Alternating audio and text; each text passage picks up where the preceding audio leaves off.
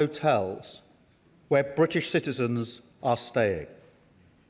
It is deeply concerning for the whole House and the whole country. And, Mr. Speaker, our armed forces are also being put at risk by Iran's actions. On Saturday, Iran hit a military base in Bahrain with missiles and drones. There were 300 British personnel on the base, some within a few hundred yards of the strike. Last night, a drone hit RAF Cyprus in Cyprus. There were no casualties in this strike. Mr. Speaker, it is important for me to say that our bases in Cyprus are not being used by US bombers. The security of our friends and partners in Cyprus is of critical importance. And, Mr. Speaker, I want to be clear. The strike on RAF Cyprus in Cyprus was not in response to any decision that we have taken. In our assessment, the drone was launched prior to our announcement. Iran's aggression towards Britain and our interests is long-standing, and that's why we've always ensured that protections for British bases and personnel are at their highest level. Mr. Speaker, it is very clear that the death of the Supreme Leader will not stop Iran from launching these strikes. In fact, their approach is becoming even more reckless and more dangerous to civilians. They are working ruthlessly and deliberately through a plan to strike not only military targets, but also economic targets in the region, with no regard for civilian casualties. That is the situation we face today, and to which we must respond. Mr. Speaker, I've been speaking to our Gulf partners over the weekend. They're outraged by Iran's acts, particularly as they played no part in any strikes, and they've asked us to do more to defend them. Moreover, it is my duty, the highest duty of my office, to protect British lives. That is why we put British jets in the air, Typhoons and F-35s, as part of coordinated defensive operations, which have already successfully intercepted Iranian strikes, including, Mr. Speaker, taking out one drone that was heading towards a coalition base in Iraq, housing UK service personnel. I want to pay tribute to our brilliant servicemen and women, putting themselves in harm's way to keep others safe. And I know the whole House will join me in expressing our gratitude and our respect. But, Mr. Speaker, it is simply not possible to shoot down every Iranian missile and every drone after they've been launched. The only way to stop the threat is to destroy the missiles at source, in their storage depots or at the launchers. The US requested permission to use British bases for that specific and limited defensive purpose, because they have the capabilities to do so. Yesterday evening, we took the decision to accept that new request in order to prevent Iran firing missiles across the region, killing innocent civilians, putting British lives at risk, and hitting countries that have not been involved. To be clear, the use of British bases is limited to the agreed defensive purposes. We are not joining the US and Israeli offensive strikes. The basis for our decision is the collective self-defence of long-standing friends and allies and protecting British lives. It is in accordance with international law, and we've produced a summary of our legal advice, which clearly sets this out. We will keep the decision under review. Mr. Speaker, we are not joining the strikes, but we will continue our defensive actions in the region. France and Germany are also prepared to enable US action to destroy Iran's capability to fire missiles and drones from source. I've been in close contact with President Macron and Chancellor Merz in recent days, as well as President Trump and leaders across the region to that end. Mr. Speaker, be in no doubt, the regime in Iran is utterly abhorrent. In January, they murdered thousands of their own people, the full horror of which is still hidden from the world. For decades, they have sought to destabilise the region and export terror around the world. Their proxies in Yemen have targeted British ships in the Red Sea. They facilitated Russia's attacks in Ukraine. The regime's tentacles have even reached these shores, posing a direct threat to Iranian dissidents and to the Jewish community. Over the last year alone, Iran has backed more than 20 potentially lethal attacks on UK soil, each of which, Mr. Speaker, we have foiled.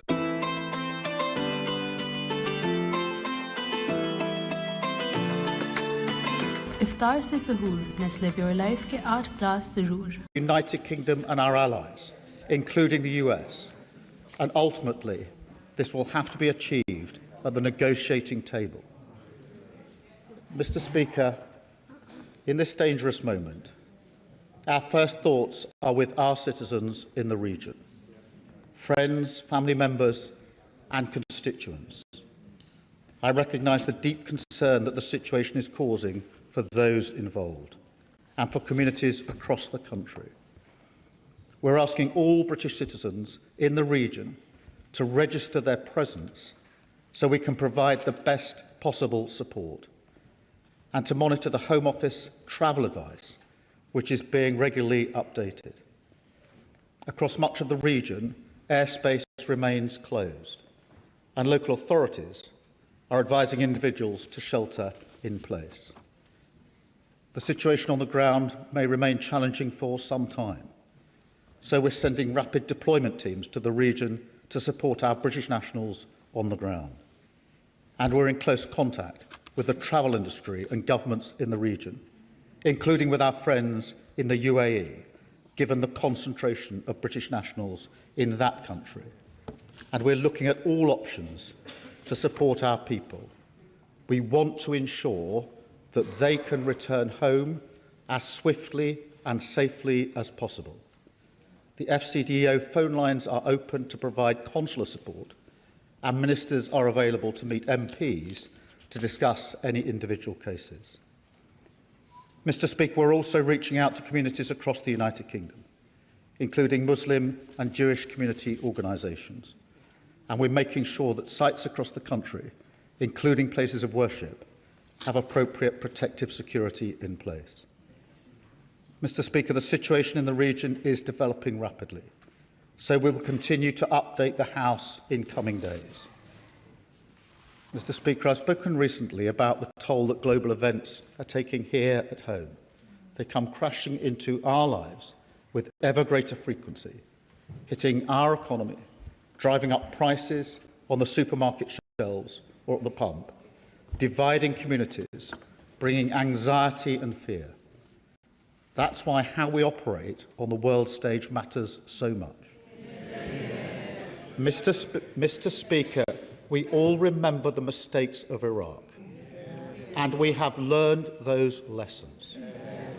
Any UK actions must always have a lawful basis and a viable, thought-through plan.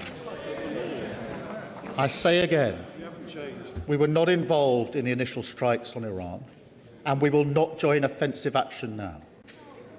But in the face of Iran's barrage of missiles and drones, we will protect our people in the region and support the collective self-defence of our allies, because that is our duty to the British people.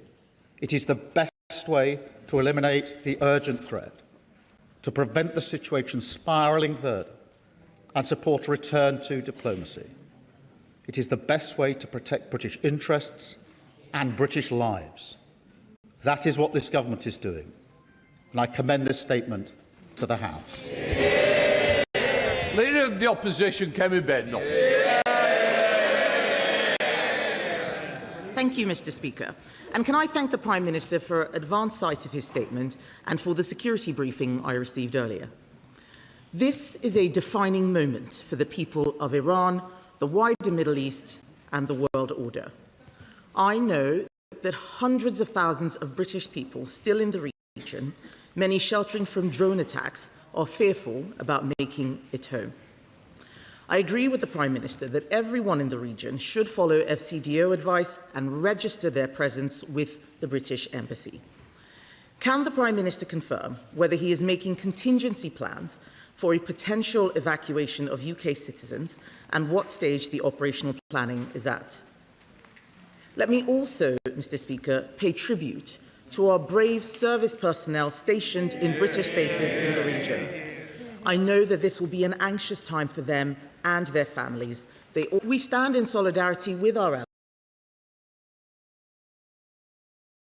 allies, including Bahrain, the UAE, Saudi Arabia, Kuwait, who, along with others, have been on the receiving end of unprovoked aggression. On Saturday, our allies, the United States and Israel, took targeted action against the Iranian regime. A regime which for decades has been brutally repressing its own citizens, whose leader had the blood of hundreds of thousands of Iranians on his hands and of countless others around the world killed by Iranian proxies. This regime is the world's foremost sponsor of international terrorism. It seeks to annihilate the world's only Jewish state. It has said so repeatedly, and we should take despots at their word. It is a regime whose apparatchiks chant death to Britain. It has attacked British nationals and conducted multiple plots on British soil, as the head of MI5 has warned.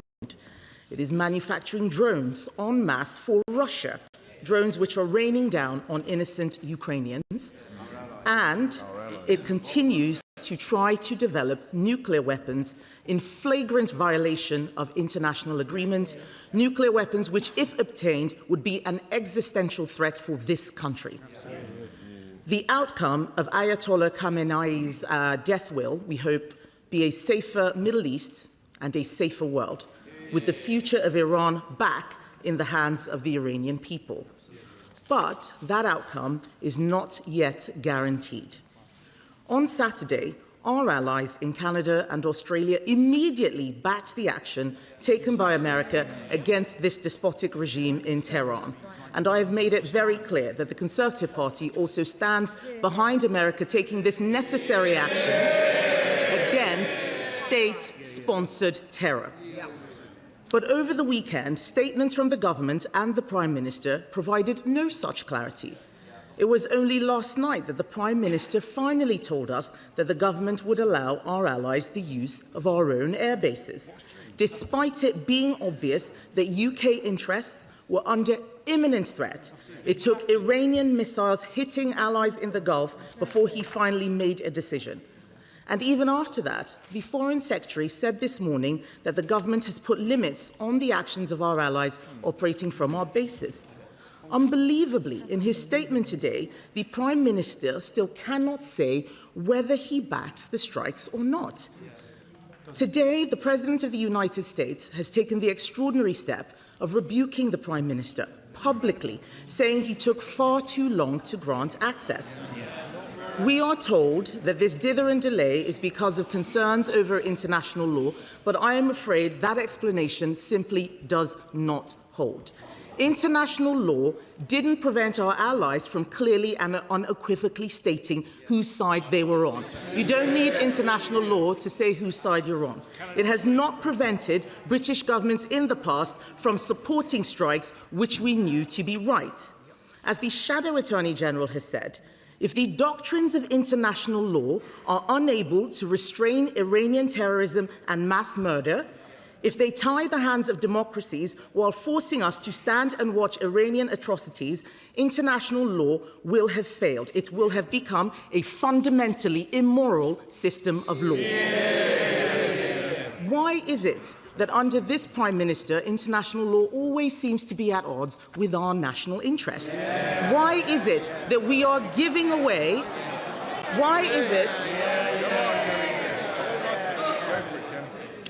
Why is it that we are giving away the Chagos Islands and paying £35 billion for the privilege? Family mixture के pack से मिले जीतो पाकिस्तान के passes. Family mixture लाओ, जीतो पाकिस्तान जाओ। Now our allies are using.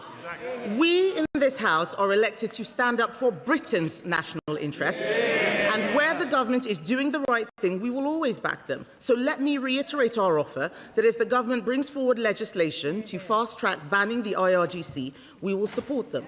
But let me ask the Prime Minister, what national interest was served by refusing to help our allies for so long, particularly when we so need American support to protect Ukraine's and Europe's security? Are we going to see new UK military capabilities deployed to protect our security partners, our bases, including in Cyprus, and British nationals in the region? And will the Prime Minister ensure the Chancellor uses the Spring Statement tomorrow to set Britain on a clear path to 3% of GDP on defence spending? There is no point wanting action to make the world a safer place, but being too scared to do anything except stand by and watch others. Mr. Speaker, our national interest and national security must be front and centre. The Conservative Party will always work with our allies to make the world a safer place. Mr. Speaker, she asked about contingency plans for UK nationals, and I can assure her and the House we're working at speed with our partners in the region to take whatever measures we can to make sure that our people can return as safely and as swiftly as possible, and will continue to do so. And I'm happy to update her and the House as we roll out those plans. Mr. Speaker, let me be very clear. There were two distinct and separate decisions over the weekend. The first decision was whether or not the United Kingdom should join the US-Israel offensive against Iran. We took the decision that we should not.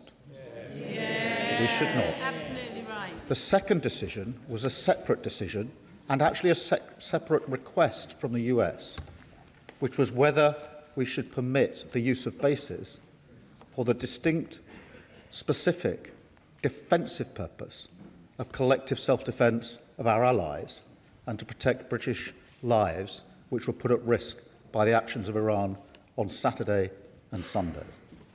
We took the decision that we should do so. I am clear in my mind that any UK action must always have a lawful basis. It must also always have a viable and thought-through plan. And it must be in our national interests. The Leader of the Opposition, I think, is saying she would have joined the initial strikes whether they were lawful or not.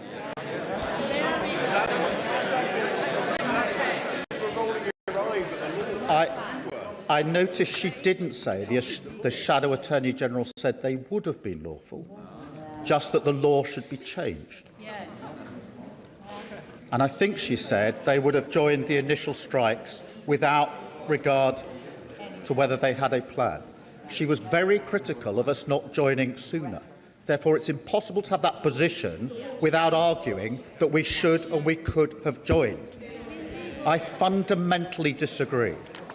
Mr. Speaker, I will tell the House why.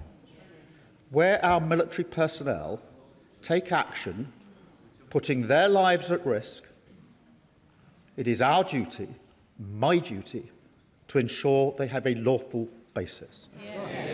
On Saturday, we deployed UK pilots into the sky in the region, and they've been working there ever since. They deserve to know that their actions are lawful and there is a viable, thought-through plan. And I will not countenance committing our military personnel to action which doesn't have a lawful basis.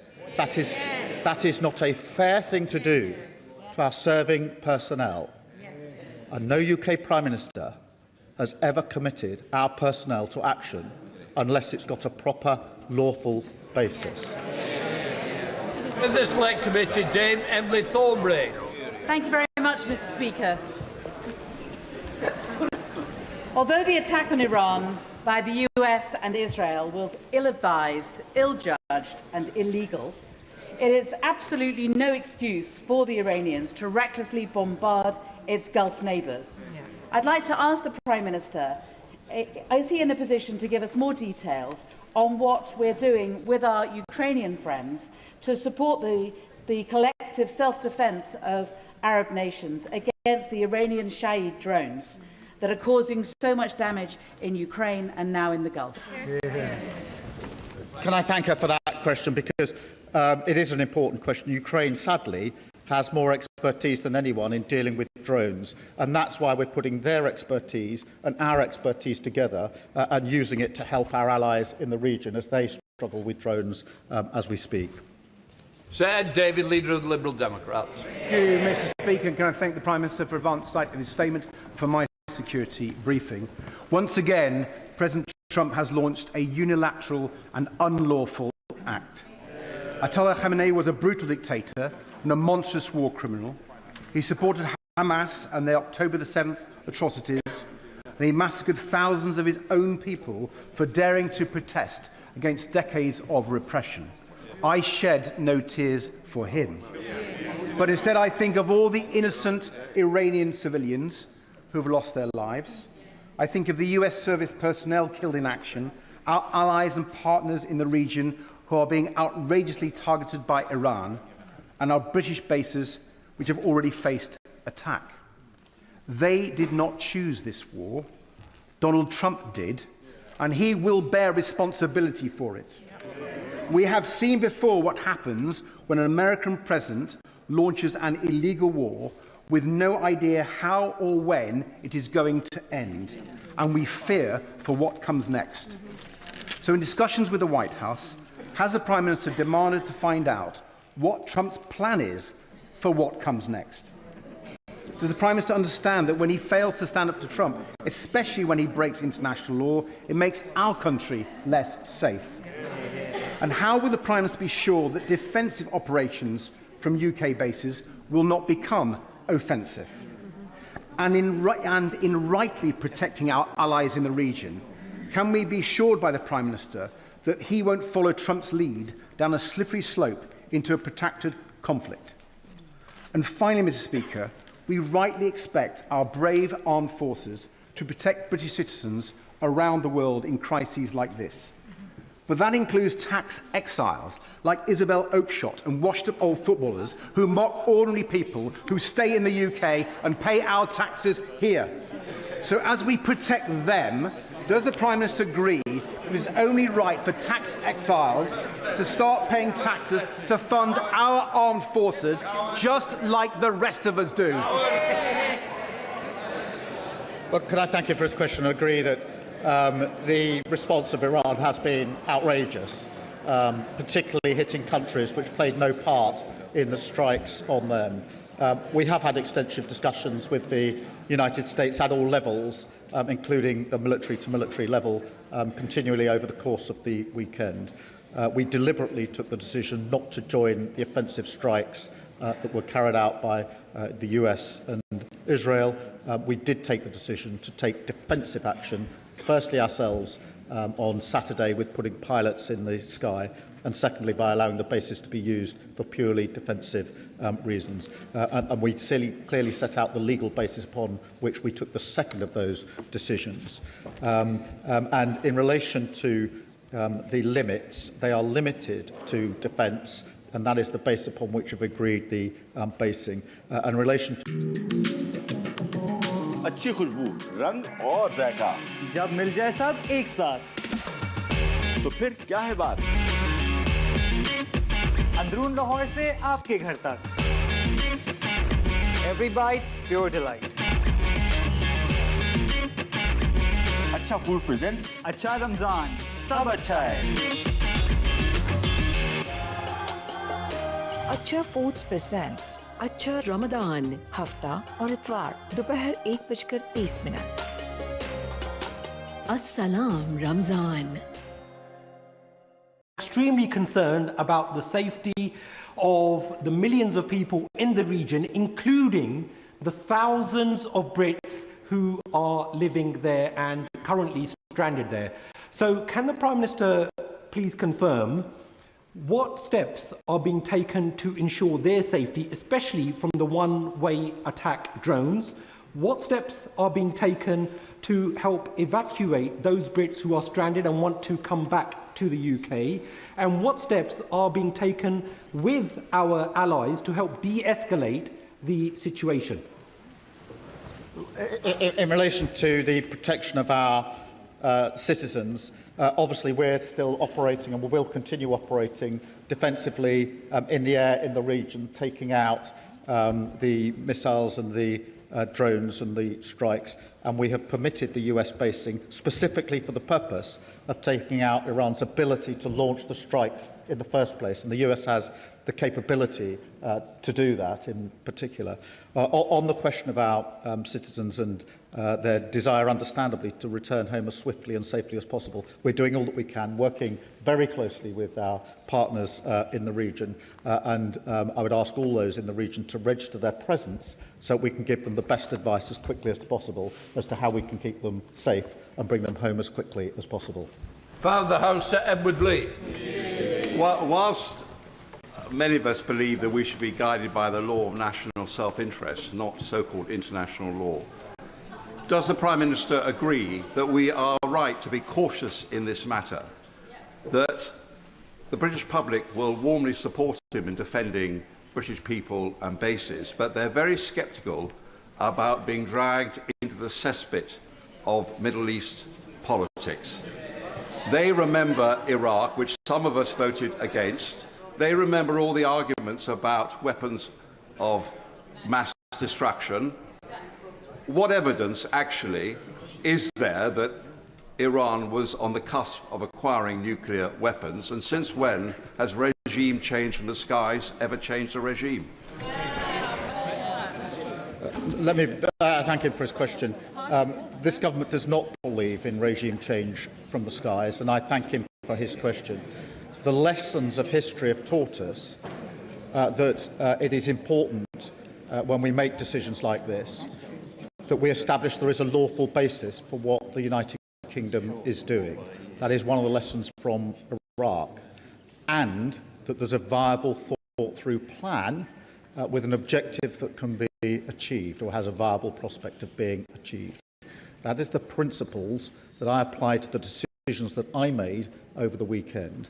They're the principles I applied to the decision not to get involved in the offensive strikes of the US and Israel. They're also the principles I applied separately to the separate decision and a separate request from the US to be able to take defensive action in order to hit the launchers for the missiles that are currently going into allies, countries in the region, and currently threatening our citizens and our service personnel. And I stand by both of those decisions. I repeat, I am not prepared to commit our military service people to action unless I am sure that what they're doing is lawful and has a viable basis. We can discuss what the law is on another occasion, but the law is what it is, and they deserve to know that their Prime Minister cares and pays attention to whether what I'm asking them to do is lawful, and I will always do that. Diane Abbott, Mother of the House. The Prime Minister will be aware that very many of our constituents remember the Iraq War, and they will have noted the similarities between this war and the Iraq War, both in the Middle East and both illegal. Of course, this regime, the current regime in Iran, is a horrible regime, violent, murderous, and a threat to international order. But does he accept that our constituents are not prepared to see this country dragged into another war in the nature of the Iraq War? Can I thank her and assure her that we do need and have learnt the lessons of Iraq, which is why I've been so clear there must be a lawful basis and a viable, thought-through plan. In relation to our nationals, I think everybody and all of our constituents would expect our government to take action to protect British nationals. We have 300 British nationals in the region. They are at risk. We've already seen strikes on hotels and airport hotels where our British nationals have been staying. We've had strikes near military bases within hundreds of yards of our personnel. It's our duty to take the action that we can take and will take to protect them. Sir Oliver Dowden. Thank you, Mr. Speaker. Given that the Prime Minister has outlined that the Iranians attacked a United Kingdom sovereign base at Akrotiri, why does that not form the basis for legal military action against the Iranians, not just hosting US forces on our bases, but taking direct action at source against the launch of such missiles, as we did in relation to the Iranian proxies, the Houthis, in previous conflicts that he supported? Moreover, given the Iranians' ability to exercise malign influence on the streets of this country, what reassurances can he give the House and the public at large about coordination across our intelligence and security capabilities to address this heightened threat on our streets? In relation to the second point, can I tell them there is coordination going on for that very reason? As I set out in my statement, there have been 20 Iranian-backed plots to take action on our streets, all of which have been thwarted, and I pay my respect to our security and intelligence services in the work that they do. In relation to the point he makes, there were two separate decisions made over the weekend. We are in the sky taking action defensively on our allies. Among the reasons we agreed to the request from the US yesterday is because they have the capability to take the missile launchers out in Iran, and that is why we gave them the permission to use our bases in order to reduce the threat to our citizens. Thank you, Mr. Speaker. The Prime Minister has spoken about possibly repatriating British citizens in the region. Can he tell us whether this will be through the MOD, and if so, who will foot the bill? Will it be the MOD, the Treasury, or those who are being repatriated? We're working across all departments in relation to repatriation, and at the moment we're simply focused on working with our allies to get a plan together to get people out in the first place and to do it as quickly, safely as possible, and there's no intention to charge people for that. Sir Andrew Mitchell. Thank you, Mr. Speaker. The Prime Minister's reaction at the end of last week appeared to many to be both anemic and disappointing, and at variance with the other Five Eye nations. Yeah. Will he read the analysis of the shadow attorney, the noble and learned KC Lord Wolfson, which shows not only that British active engagement and support is within international law, but that those who seek to use international law to constrain us in these circumstances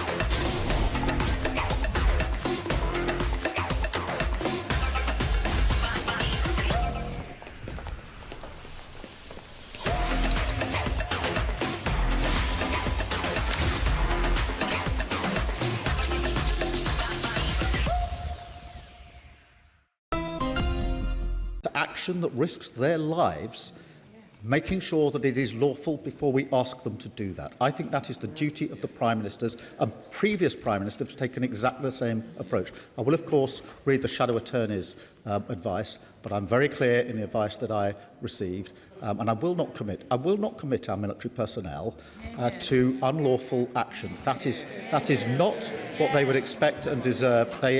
They are entitled to better than that. Donald. As others have mentioned, from Iraq to Afghanistan to Libya, I think many of us know the way this goes. And there there are responsibilities on all of our shoulders. And the Prime Minister is right, there needs to be a plan. Has the US President shared with him or consulted with him on what the plan is? Because from our experience we know it's easy for politicians to start the war and fire the weapons. It's when the shooting ends that the nightmare begins. Yes, exactly. That's why we need clarity of our role as a country, an independent country, not necessarily swayed even by Donald Trump. And can I say to him, when he stood for the leadership of the Labour Party, he very clearly set out that there would be a vote in this House on any decision about military action. Can I ask him to assure us, so that we don't drift into this war, as we have in the past, that there will be a vote in this House? Can I thank him? And he's right to urge caution. History teaches us that, and that is why it's important not only that there's a lawful basis, but there is a plan that is viable and thought through. And obviously, we've had discussions at all levels with the US in relation to that. In relation to the decision I took yesterday, I'm very clear what the lawful basis is and what the plan in relation to protection of our nationals is. On the question he raises about a vote, that is, of course, a vote on offensive action, deploying our troops or military, and that is not this situation. You will recall that in 2003, this House voted to support George Bush's war in Iraq, and that 10 years later then we voted against supporting Barack Obama's intervention in Syria. I believed and still believe that on both occasions we made the wrong decision, but it was of critical importance for the political and even the social cohesion of this country that these should be decisions made in this chamber. Mr. Speaker, the people of the United Kingdom will not support an intervention that does not have a clear objective and a clear plan for post-conflict period. Will the Prime Minister be guided by these principles, and will he ensure that this House is given its place in whatever is handed to us in the weeks and months to come? Well, of course, this House must hold accountability and debate on this issue. But just in relation to the vote, there is no convention for a vote in relation to defensive action, only offensive action. And nor could there be, realistically. Defensive action has to be taken at very swift notice. On Saturday morning, I had to take the decision to deploy our pilots to the sky in order to defend our UK nationals. There is no way we could have waited for a debate or vote in the House. Equally, last night I had to take a decision about the deployment and use of bases, and to do that when it was important to do it as a matter of some urgency. But I agree with him, there must be a full debate in the House, but actually the vote in the House is in relation to deployment of military personnel for offensive action, and that is something I have advocated. Abdusam Mohammed. Mr. Speaker, I have constituents and family in the region, all terrified about what may come next. The world is infinitely a more dangerous place today than it was last week. Trump and Netanyahu chose to throw away diplomacy and launch a direct attack on Iran, an attack which, as the Prime Minister has said, can never be justified under international law. Equally, Iran's indiscriminate attacks on airports and hotels across the Gulf are also flagrant violations of sovereignty and clear breaches of international law. Does the Prime Minister recognise that this regime change attempt, like so many others before it, will only result in years of instability and conflict in the region? And what assurances can the Prime Minister give that the UK's involvement will remain in defence and will not turn into full-scale military involvement as we saw in Iraq and Afghanistan and Libya? Can I thank her for her question and be absolutely clear about the basis upon which the request was acceded to yesterday? It was the collective self-defence of our allies and the protection of British nationals. That remains the case. If it changes, I'll of course make a different decision and inform the House, and therefore she can rest assured that that's the basis of the action that we've taken and will remain the basis of the action that we've taken. Sir Jeremy Hunt. Thank you, Mr. Speaker. British influence in the Middle East is directly linked to the strength of our military and our willingness to use it. When he took office, the Prime Minister rightly increased defence spending, but that sum is now widely thought to be too little and taking too long. So will he unlock the argument between the Treasury and the Ministry of Defence so that this House can always have confidence that we will maintain a military formidable enough to defend our borders, our interests, values? Yes, we're working at speed on that, and it's an important point, and it's important that we do so. I would remind the party opposite that they hollowed out our armed forces. It was this government that increased defence spending in the course of this Parliament. Rogan. Thank you, Mr. Speaker. Over the weekend, I passed through Dubai Airport, and along with thousands of other people and many of my own constituents, as it turns out, boarded a flight home. Shortly after leaving, we heard the news that this attack had happened. And my immediate thoughts went to the people that were still in the airport, that were then grounded and stuck there, not knowing where to turn or what was going to happen. Now, rather than the blatant aggression and angry sneers that we're seeing from some of the opposition, would the Prime Minister agree that what we need in this situation is calmness and a clear and strategic plan constituents want? Can I thank, and I'm sure that's what our constituents do want. Can I also say how concerned I think we all are across the House at the attacks on hotels and airports in particular. These are hotels that British nationals and others are using, and airports, of course, that civilians are using. This is the extent of the strikes by Iran and the reckless disregard for civilian life that comes with the targets they're working through. Sir Olney. The people of Iran have suffered decades of atrocities under the rule of an oppressive regime. However, as we've seen from Iraq and from Libya, the removal of an evil head of state without a future plan for governance can lead to countries becoming failed states. So while I welcome the Prime Minister's reluctance to involve the UK in another protracted war in the Middle East, I remain unclear on the government's vision for the region. I'd like to ask the Prime Minister, does he want regime change? Have his officials contacted the leading opposition figures, such as Reza Pahlavi, to arrange such contingency plans? Or does he wish to negotiate a diplomatic solution with the current regime? Mr. Speaker, the immediate plan is obviously to... Change never waits. It pushes you to move faster, think clearly and stay ahead. When I started BookMe, the goal was simple. Use technology to remove problems, make travel easier, smarter, and accessible for everyone. Growing a business like this means making decisions all the time, sometimes on the move, across different markets, across different time zones. With the Vivo X300 Pro, I stay connected with my team. I review important updates. I take action instantly without slowing down. The best technology adapts to you. It supports you the way you think, work, and grow. That's the same idea behind BookMe today, a platform built to help people move forward. Because progress isn't about slowing down. It's about having clarity at every step. Vivo X300 Pro, Zeiss Image, go further. That the future for Iran is for the Iranian people, and we must absolutely establish that as a founding principle, and that it is our duty to de-escalate in the region and globally. And of course, it's really important that we're acting with our allies, and that's why I was talking to both the Germans and the French over the course of the weekend on a number of occasions. Thank you, Mr. Speaker. For those of us who were ready to go into Iraq just over 20 years ago, the comparisons between this and that vote are absolutely zero. The reality is nobody is talking about ground troops, nobody is talking about a land invasion.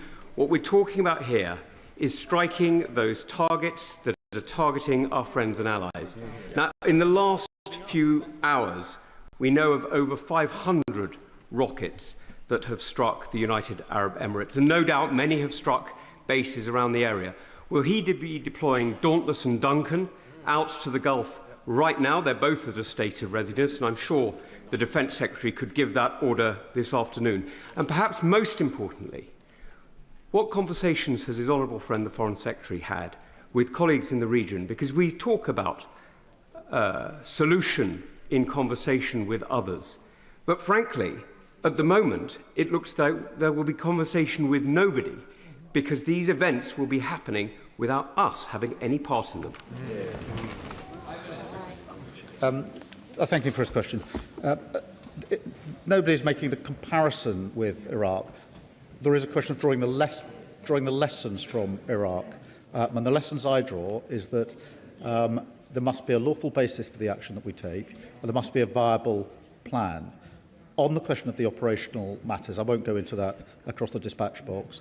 As for his point about the Foreign Secretary, at all levels, including the Foreign Secretary, we've been talking intensively to our allies over the last few days, intensively. And they've been extremely grateful for what we've done and the way in which we have engaged. I've spoken personally to all the leaders in the region, so I'm not sure what point he's making about us not being involved. They are very grateful for the way that we've involved, and the Foreign Secretary and Defence Secretary have worked round the clock in the last few days to ensure that all the necessary conversations are had, as he would expect, and I think he probably knows has been happening.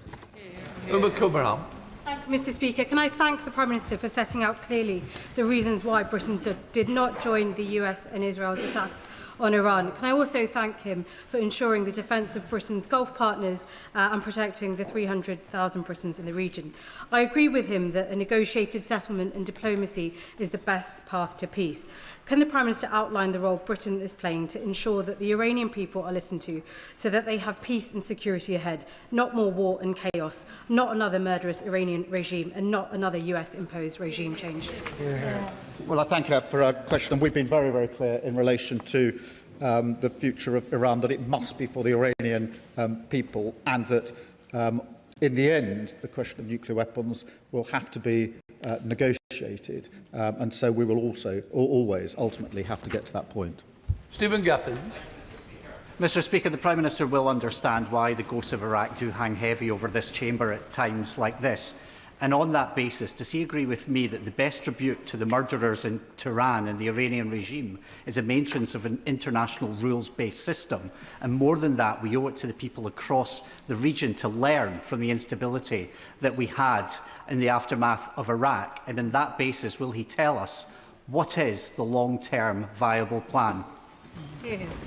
Thank him for his question, and we do need to learn the lessons of history, and that's why a rules-based system is important. It's also the rules-based system that allows us to make arrangements to get our citizens home and to take other matters in conjunction with other countries. And in relation to the plan on the basis of the decision I took last night, that is to take the necessary measures to protect British nationals, and we're clear that in the end there has to be de-escalation and a return to negotiation. Alex Ballinger. Thank you, Mr Speaker, and can I thank the PM for his restraint in this operation so far, and not heeding the calls from the Leader of the Opposition to get us embroiled in the reckless US and Israeli strikes on Iran. I still remember interventions in the region, colleagues not returning from Afghanistan, friends who were shot down and tortured over Iraq, and the massive destruction that we've seen to civilians. So will the Prime Minister commit to limiting UK personnel to defensive operations to protect our citizens and our allies, and not get us further embroiled in this unwise and dangerous war? Yes, I can, and I can absolutely assure him and the House that there will always be a lawful basis for any actions that we take, and there must be a viable plan for it. Rebecca Smith. Speaker, over the weekend I heard from families in my constituency whose loved ones, also my constituents, are amongst the 300 service personnel in Bahrain who are within metres of the Iranian missile strike. Now, given we have known about the US force build-up in the region for some time, why did the activity to decommission HMS Lancaster in Bahrain continue? And I trust this is not an operational question. Will the works be paused and service personnel withdrawn until the threat status has been downgraded? Well, I thank her for her question. In relation to her constituents, can I ask her, if they haven't already done so, to ask them to register their presence as quickly as possible, so that we can give them the necessary advice, because this is about how we get people coming out in the coming days. There are obviously wider questions in the region, but it is very important that we take the necessary measures in the coming days. Imran Hussain. Thank you, Mr Speaker. Afghanistan, Iraq, Libya, Syria, Yemen, and now this illegal war on Iran. The reality is, time and time again, we are dragged into conflicts that are illegal, make the region less stable, and result in devastation and the deaths of hundreds of thousands of innocent men, women and children. Have we not learnt the lessons from the past? So will the Prime Minister make it clear from that dispatch box, firstly, Britain is not Trump's poodle, and never again will we be a launchpad for illegal and endless wars that have no plan and no end, and will he make it clear that any final decision will be made by this House?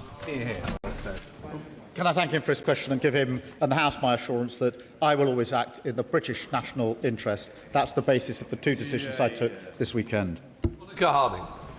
Mr. Speaker, will the Prime Minister confirm the exact limits of defensive operations and guarantee that these limits won't change? And will the UK withdraw consent to use our base if there are proof that they are being used to carry out offensive missions by the US? The basis is collective lawful defence in relation to our allies. The purpose is to take out the ability of Iran to carry out the strikes that are currently being carried out across the region and threatening British nationals, and the actions from our bases will of course be monitored, as she would expect. Thank you, Mr. Speaker. Firstly, can I associate myself with the comments of the Prime Minister in giving thanks to our brave armed forces who are serving right now? I have constituents in South Derbyshire, and I'm sure we all do across the country, who look at their TV screens and at their social media and see some world leaders who appear reckless. सुनो आज क्या पकेगा? आज क्या बनेगा? ये सवाल मेरी जिंदगी से कब हटेगा? इस रोज के सवाल का जवाब चाहिए तो नेशनल रेसिपी मिक्सेस के नए जायके घर लाइए। पुलाव, बिरयानी, बिहारी कबाब, मलाई बोटी, चिकन जलफ्रेजी, व्हाइट कढ़ाई जैसे बहुत से जायके मिलेंगे। तो फिर ये मत पूछना कि आज क्या पकेगा, ये पूछना कि क्या क्या पकेगा। आप रोजाना अलग-अलग खाने बनाने के बारे में क्या ख्याल है? Question. I've set out the principles on which I've taken the decisions that I've taken this weekend. We keep uppermost in our mind the protection of our citizens and nationals who are in the region. There's 300,000 of them. They are at risk, and it's very important that we do everything we can to keep them safe and secure. Richard Tice.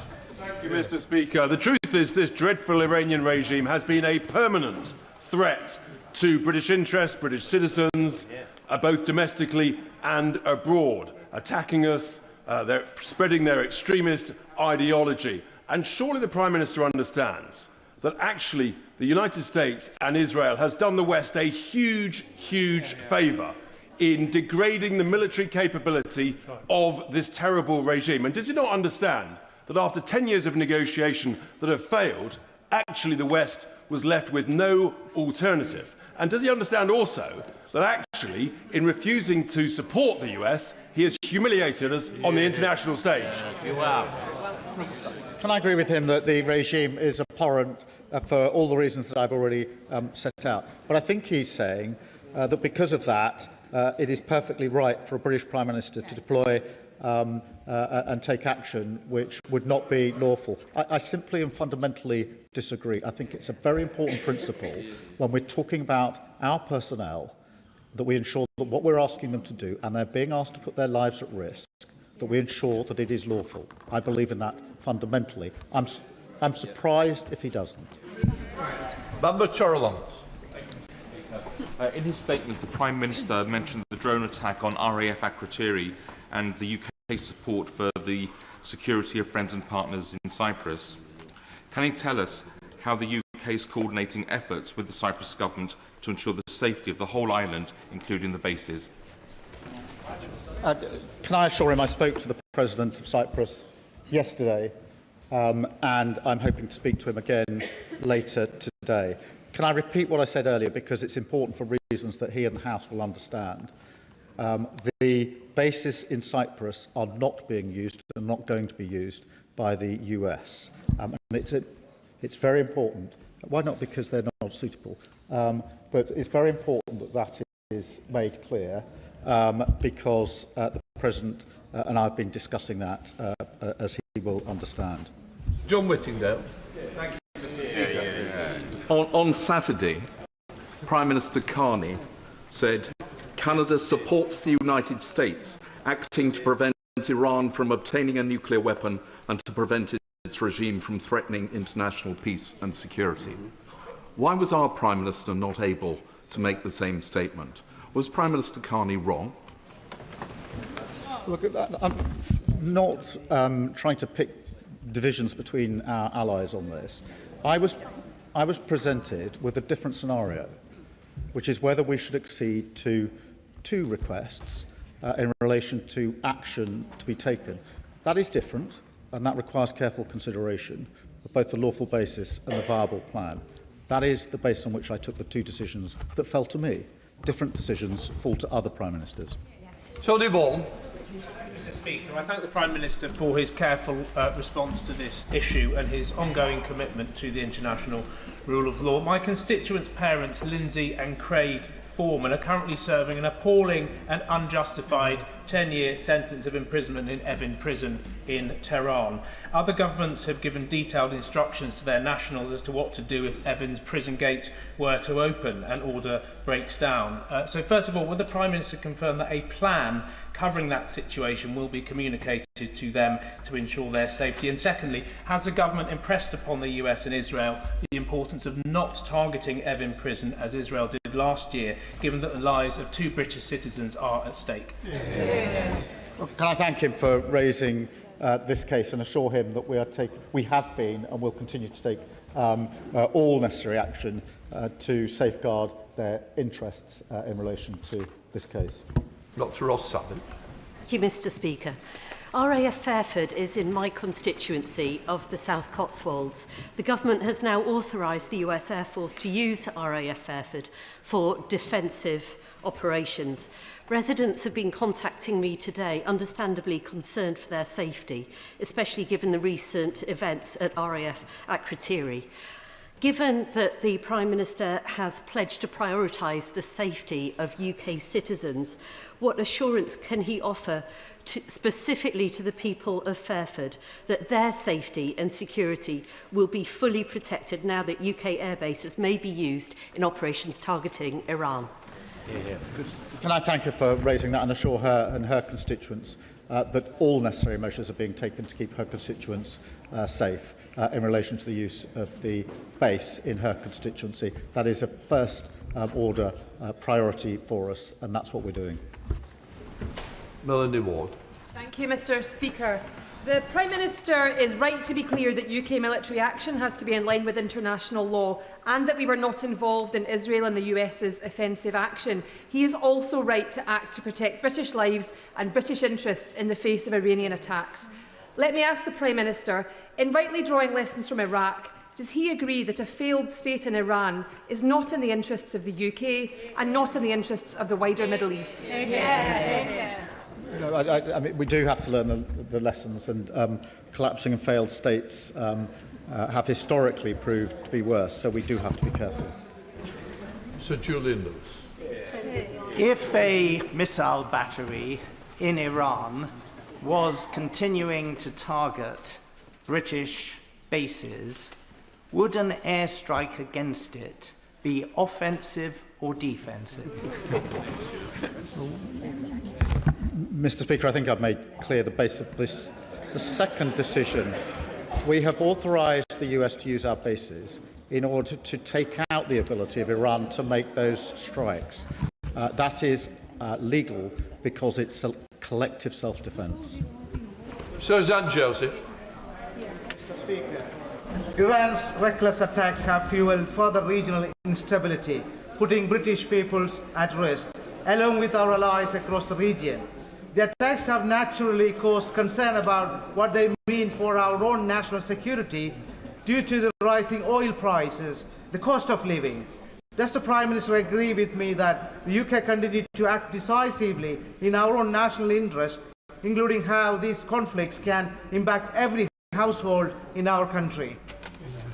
Can I thank him for that question? We're very concerned about the wider impact, and that's why it's important that we continue to argue for de-escalation and a return ultimately to negotiation. Dr. Elijah. Thank you, Mr. Speaker. My party and I stand with all the brave Iranians who condemn the vile regime in Iran. We also condemn the deeply irresponsible and illegal attack by the US and Israel on Iran, launched in the middle of nuclear negotiations led by Trump, a clearly unstable loose cannon, and Netanyahu, a war criminal. The UK must stand unequivocally against this reckless action. So will the Prime Minister publish the legal advice he received on the initial American and Israeli strikes, not just the more recent advice on the defensive posture, and will he commit to a vote in this House on any UK involvement in this war? We are not at war, and we are not getting involved in offensive action that the US and Israel are taking. We've published a summary of the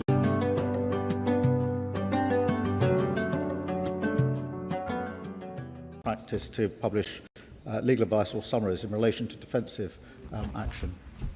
Liam Bann. Thank you, Mr. Speaker. I think the diffidence that we've heard towards international law this afternoon is as unwise as perhaps it is unsurprising. But just for the sake of clarity for the House this afternoon, can the Prime Minister confirm what would have needed to be true for it to be legal for him to have joined the offensive strikes last week? Because surely that would have required an imminent threat to our national security, which was simply not present when the decision to strike was taken. Well, Mr. Speaker, I resist setting out the full international law test, but it is clear what the test is. I think that's not disputed, and as far as I know, nobody is challenging the Attorney General's advice that was the summary of which has been published for all to see. I don't think anybody's saying that's the wrong advice. But I will look at the Shadow Attorney General's advice. I will be surprised if he advises that it would have been unequivocally lawful to have joined the initial action.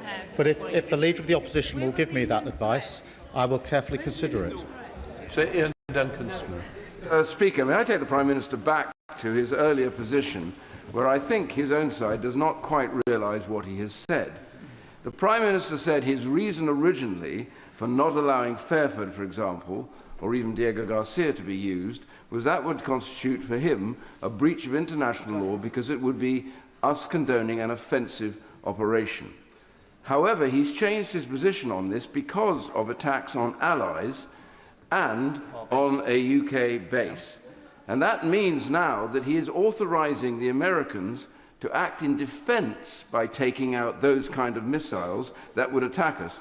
Surely that now means that the UK armed forces, in this case the Royal Air Force, could now be used by the government in no breach of international law in a defensive action to take out those missiles as well. There are two separate considerations, obviously.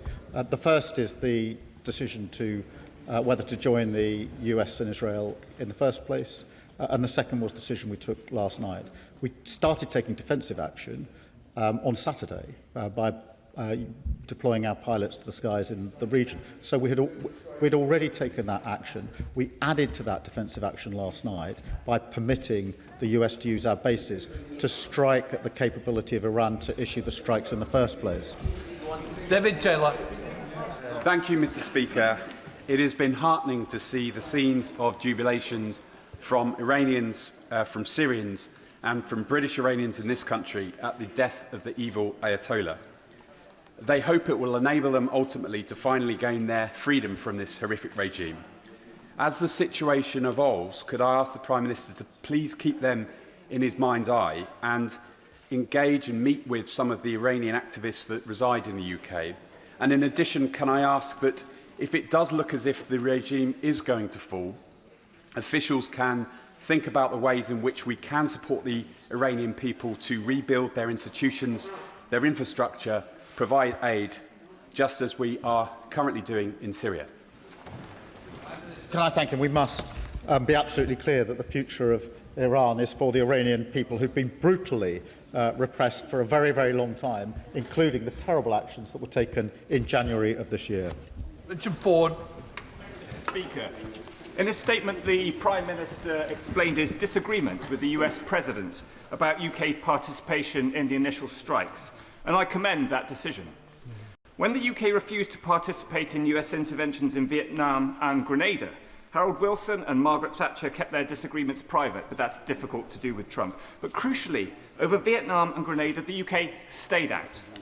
Can the Prime Minister assure the House that in the case of Iran, the UK isn't going to get dragged into this war on the basis of collective self-defence in support of allies in the Gulf?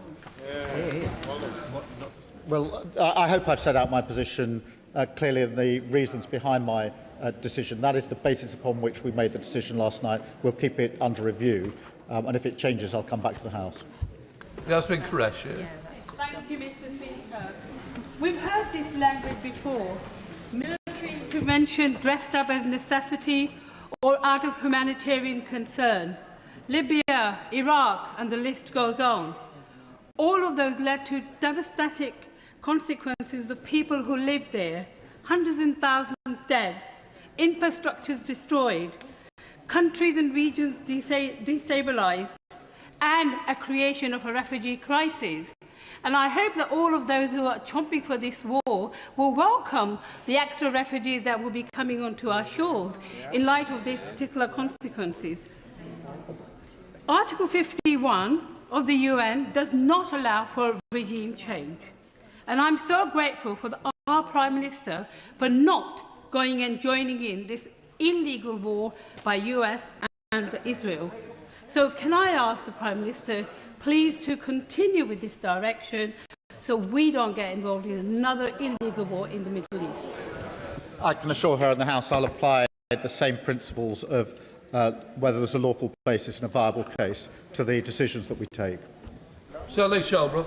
Thank you, Mr. Speaker. I'm sure I welcome the Prime Minister's comments about working with religious communities, trying to ensure safety.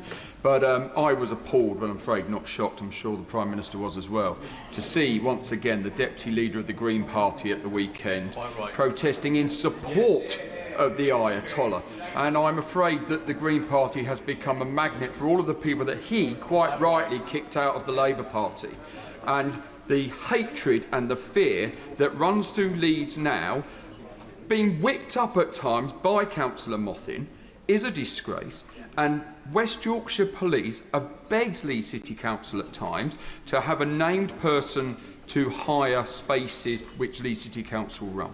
And they wouldn't do that. And the reason the police wanted that because they can hold somebody responsibly. My Jewish community, Prime Minister, are terrified at going into Leeds at the weekend. So may I ask the Prime Minister, will he ensure that he works closely with all policing authorities to ensure that my Jewish community and other communities can be safe? Well, can I thank him for his question? And I think we're all shocked by the actions of the Deputy Leader of the Green Party, perhaps not surprised given their recent turn of direction. And it is important that all of us set our face against anti-Semitism. And I have to say the argument that the Green Party makes that now is the time to get out of NATO and negotiate with Putin over our nuclear weapons is contrary to the British national interests. Chian Mora. Thank you, Madam Deputy Speaker. There are direct flights from Newcastle to Dubai and many Geordies in the region, including in the armed forces. So I want to thank the Prime Minister for the steps he is taking to support and protect them, and particularly to acting within international law.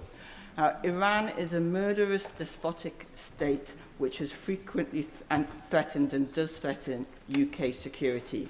But the sight of bombs raining down across the Gulf will not make my constituents feel more secure, especially when the impact on democracy and human rights in the region, and indeed the Iranian regime itself, is, to put it mildly, unclear. So what steps is the Prime Minister taking to bring this conflict, to help bring this conflict to an end and restore some semblance of security in the region?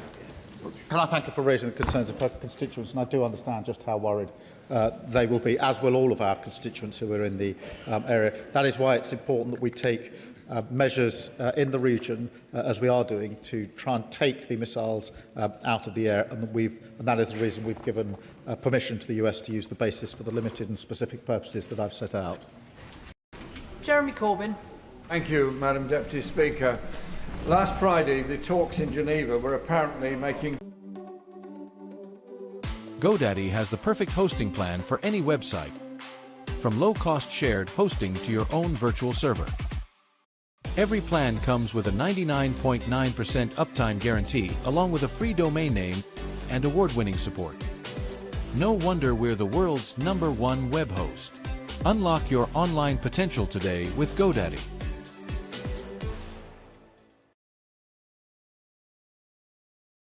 Bases. Can they use bases in this country to attack Iran?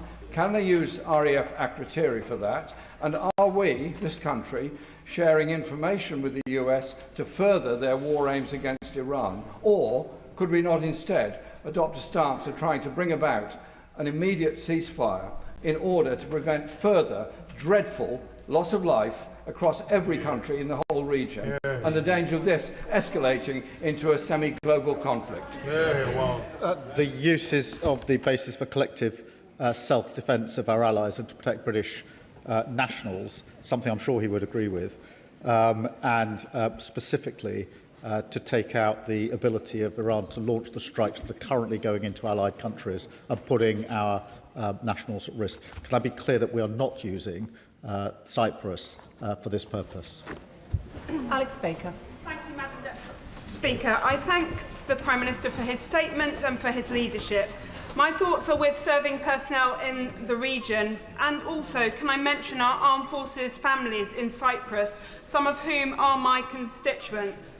Clear communications from the Ministry of Defence will be crucial in reassuring these families feeling worried and uncertain at this time. In light of the growing threat, can I ask the Prime Minister about the UK's commitment under NATO Article 3 to be prepared? Does he agree with me that we need a total government approach to preparedness, with every minister in every government department clear on their role in meeting our obligations to ensure the UK can face the pressures of this increasingly unstable world? Well, can I thank her for all she does? I know she has a lot of military families in her constituency, and she's right to be concerned for them, and I'm sure they will be feeling concerned themselves. We will ensure that we're liaising very closely with them wherever they are in the region to ensure that we do all we can to protect them and, of course, thank them for what they're doing. On the wider point she makes, it is important that the whole of government is committed to defence and security of the United Kingdom. Dr Andrew Murison. Deputy Speaker, the Prime Minister happily says that he has learnt the lessons of Iraq, a misadventure that his party is responsible for. Would he agree with me that the lesson of Iraq is you do not use lethal force unless there's good evidence that you should do so, and in particular that there is a threat to the interest of this country, which there was not? And would he compare and contrast that with the situation that applies to what has happened over the weekend, when our friends and allies took preemptive action against a feral state that had enriched uranium to 60%, that posed a clear and present danger to ourselves, our interests and our allies? Well, I thank him for his question, and it is important that we all learn the lessons of Iraq, and there needs to be a lawful basis for action if it's taken, and there needs to be a viable case. John Grady. And I refer the House to the Register of Interests and the fact that I'm chair of the Qatar APPG. I thank the Prime Minister for his emphasis on compliance with the law. May I ask the Prime Minister, what discussions has the government held with the government of Qatar and other regional allies about cooperation to ensure the safety, security and support to British nationals, and what joint measures have been agreed to assist British nationals in the region? Prime Minister. Can I assure them that I've spoken to all of the leaders across the region in person on the telephone in the course of this weekend and the Foreign Secretary and Defence Secretary and others have been liaising very, very closely to ensure we can take the best, swiftest and most effective action to protect our nationals. Mike Martin. Thank you, Madam Deputy Speaker. Clearly the Iranian regime is abhorrent and no one would mourn its passing. But as someone who fought in Afghanistan, I'd like to thank the Prime Minister for saying that we need a viable, thought-through plan. Clearly the US doesn't have this plan. President Trump over the weekend said that they were planning on handing Iran over to some people, but then they killed them by mistake. So one of my concerns is the 440 kilograms of 60% enriched uranium in Iran. If the regime is wiped out, the country falls into chaos, what is the plan for the uranium? Prime Minister. I thank him for his question, and he points out the reasons why I've proceeded on the basis there must be a lawful case for what is done and a viable plan. I think the immediate vision import for us is to ensure that we do what we can to protect our citizens and de-escalate the situation so that we can get to a negotiated outcome. Debbie Abrahams. Thank you, Madam Deputy Speaker, and I thank the Prime Minister for his statement and his reassurance as well about the principles for involving the United Kingdom in any military action. It is so important that we're clear that the rule of law on this side of the House must stand by, as well as having a viable plan. Has my right honourable friend been able to have any discussions with the Arab states and also Turkey in terms of how we might build that plan for de-escalation as quickly as possible? Prime Minister. Can I thank her for a question and assure her that we've been having discussions all weekend with counterparts in the region to that end, which is how do we rise to the challenge that is currently before us, what action can we take to protect our nationals and our allies across the region, and how do we de-escalate? Lincoln Job. Thank you, Madam Deputy Speaker. Can I thank the Prime Minister for his statement? And I agreed with parts of it. I agreed when he said that it's an abhorrent regime. I agreed when he said that British civilians, British service personnel and British sovereign bases have been attacked. And I also agreed with him when he said that you can't shoot all the drones out of the air, you have to attack them at source. But his statement very cleverly then implied two things.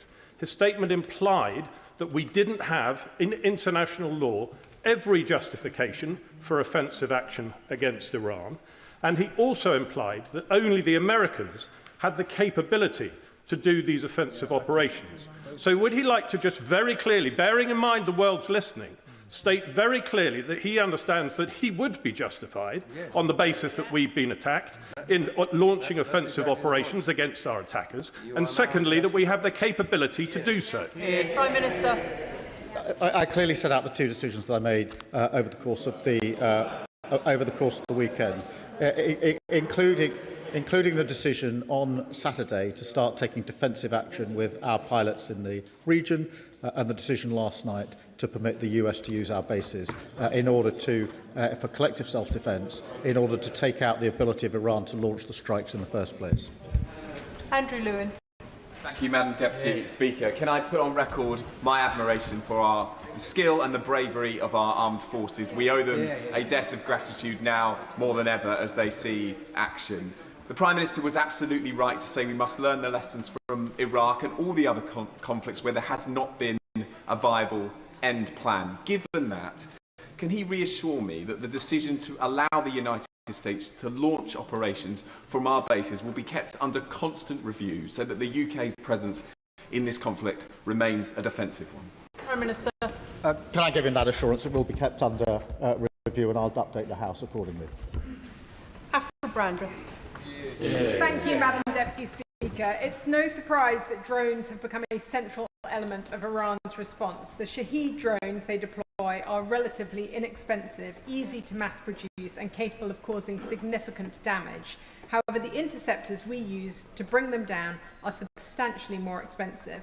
Given the rate at which Iran is deploying these drones against UK assets and our partners, and the scale at which they can be manufactured, this cost imbalance is a growing concern. What steps is the Ministry of Defence taking to develop effective but more cost-efficient countermeasures to address these challenges? And will he now look again at bringing forward the timescale for increasing our defence spending? Prime Minister. She raised an important point, and obviously we're working at pace in order to deal with the drones, and also working with our Ukrainian colleagues who've been facing this for 4 years, and we've been working with them on that. And that's why we are working with them to protect or help to protect allies who are under attack in the region. Nadshaw. Overnight, my constituents have lost the benefit only promised to them last week of savings on energy prices with the attacks on refineries across Saudi Arabia and Qatar. Oil prices have surged and soared, and gas prices to Europe have surged by 52% upwards just in the last few hours. The longer this carries on, it risks escalation and across the Middle East and closer to home. This impacts on the day-to-day lives of the British people through increased energy costs. Can I ask the Prime Minister, firstly, what assessment has the government made on the risk of energy prices to a British household, and what efforts he's making to make sure we can de-escalate sooner rather than later? Minister. Well, she's right to highlight the impact on the day-to-day lives of our constituents, and we're carefully monitoring that, as you would expect, and we're doing all that we can with our allies to de-escalate the situation. Ian Room. Thank you, Madam Deputy Speaker. As a veteran myself, I agree with the Prime Minister that the safety of our armed forces and British citizens should come first with any decision made in the future. Given a rapidly evolving situation, with the will the Ministry of Defence now expedite the promised defence investment plan so our industry can get on and make the capabilities that this country needs? Yeah. Prime Minister. Yes, we're getting on with that as quickly as we can. Barry Gardner. We should all welcome the end of the Iranian regime if it is the end of the regime. Yeah. Those of us who were in this House for the decision on Iraq needed no convincing then that Saddam's was an evil regime. We needed convincing that the attack was permissible in international law and that there was clarity about the exit strategy. It had neither. The US attack on Iran has neither. But the Prime Minister's broadcast justification of the use of our bases spoke of enabling a defensive strike. Words have meaning. A defensive strike is a contradiction in terms. The usual phrase is a preemptive strike, and in any language, a preemptive strike is an attack. Minister. Well, the use of the bases is to allow the US to use its ability to take out the ability to Iran to launch the attacks in the first place. I think that's relatively clear. David Mundell. Thank you, Madam Deputy Speaker.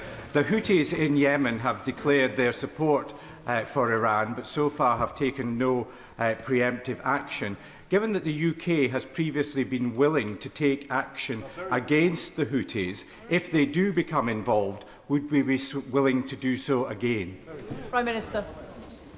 Well, I won't get into hypotheticals, but I will reassure him that both when the last government was in and we were in opposition, we supported that action, as was the case when we were in government and they were in opposition. So he can see what the consistent practice is there. Richard Baker. Thank you, Madam Deputy Speaker. The brutality of the Iranian regime is unquestionable, but does the Prime Minister agree with many of our constituents still in the region? Many people will be deeply concerned at the indication from the United States today that it will increase its airstrikes on Iran.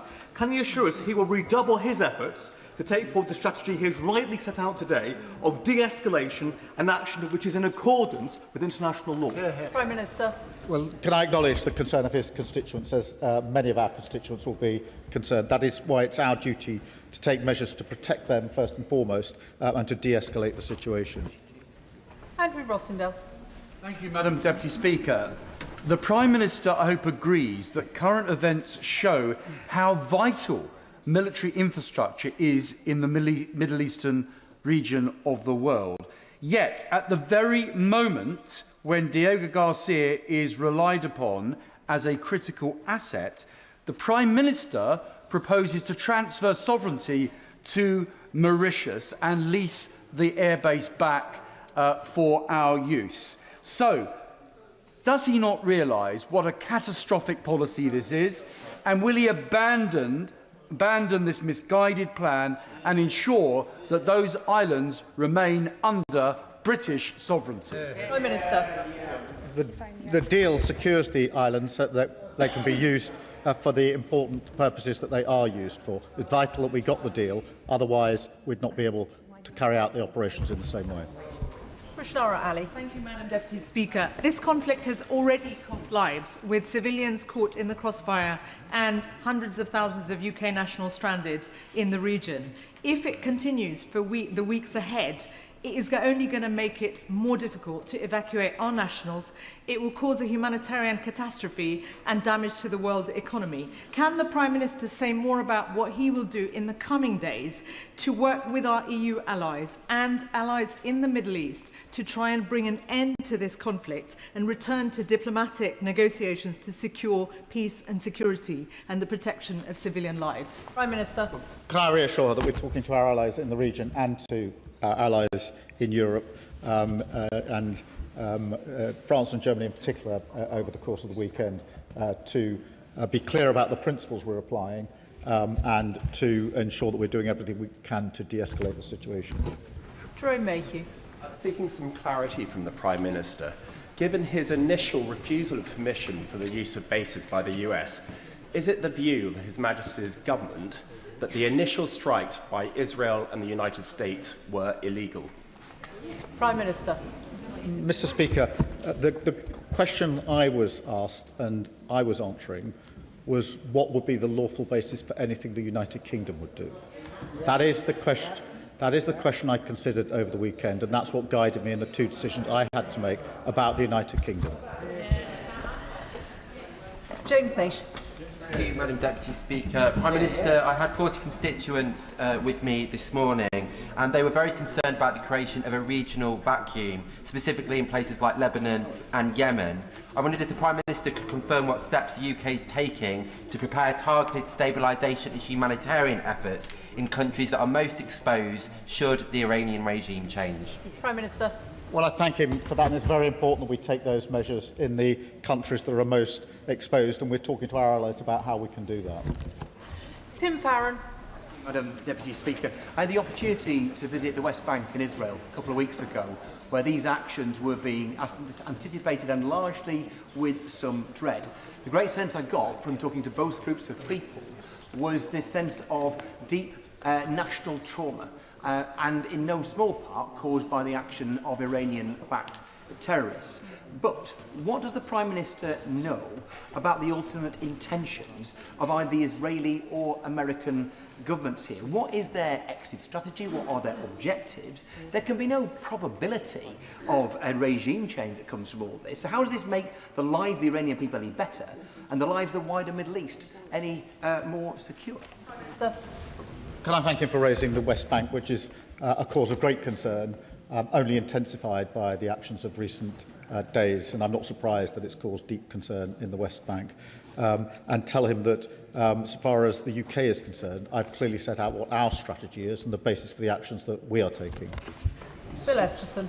Deputy Speaker, the Energy Security Select Committee has heard multiple sets of evidence about the risk of our dependence on fossil fuels because of the volatility of prices. The way the oil and gas prices have gone up has been a salutary reminder of exactly that evidence. And remember, gas sets the price for our electricity most of the time as well. So isn't it the case that the energy transition is not a matter of ideology? It is a matter of both national security importance and economic importance. Prime Minister. Can I thank him for his question? And among the reasons for pushing ahead with renewables is because it gives us energy security and independence, which is hugely important at a time like this.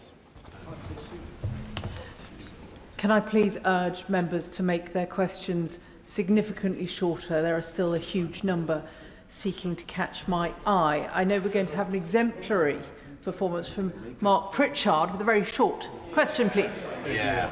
Well, when British children are being bombed in Dubai and when the British military are being attacked in Cyprus, Qatar, in Bahrain, can I ask the Prime Minister why it is that it seems like, and I hope you'll forgive me, he's frozen with indecision, entangled in his own legalese and fretting about his own backbenchers, looking to the left in his own party as much as looking to the Middle East. He will know at that dispatch box that I've supported him time and time again on foreign policy decisions.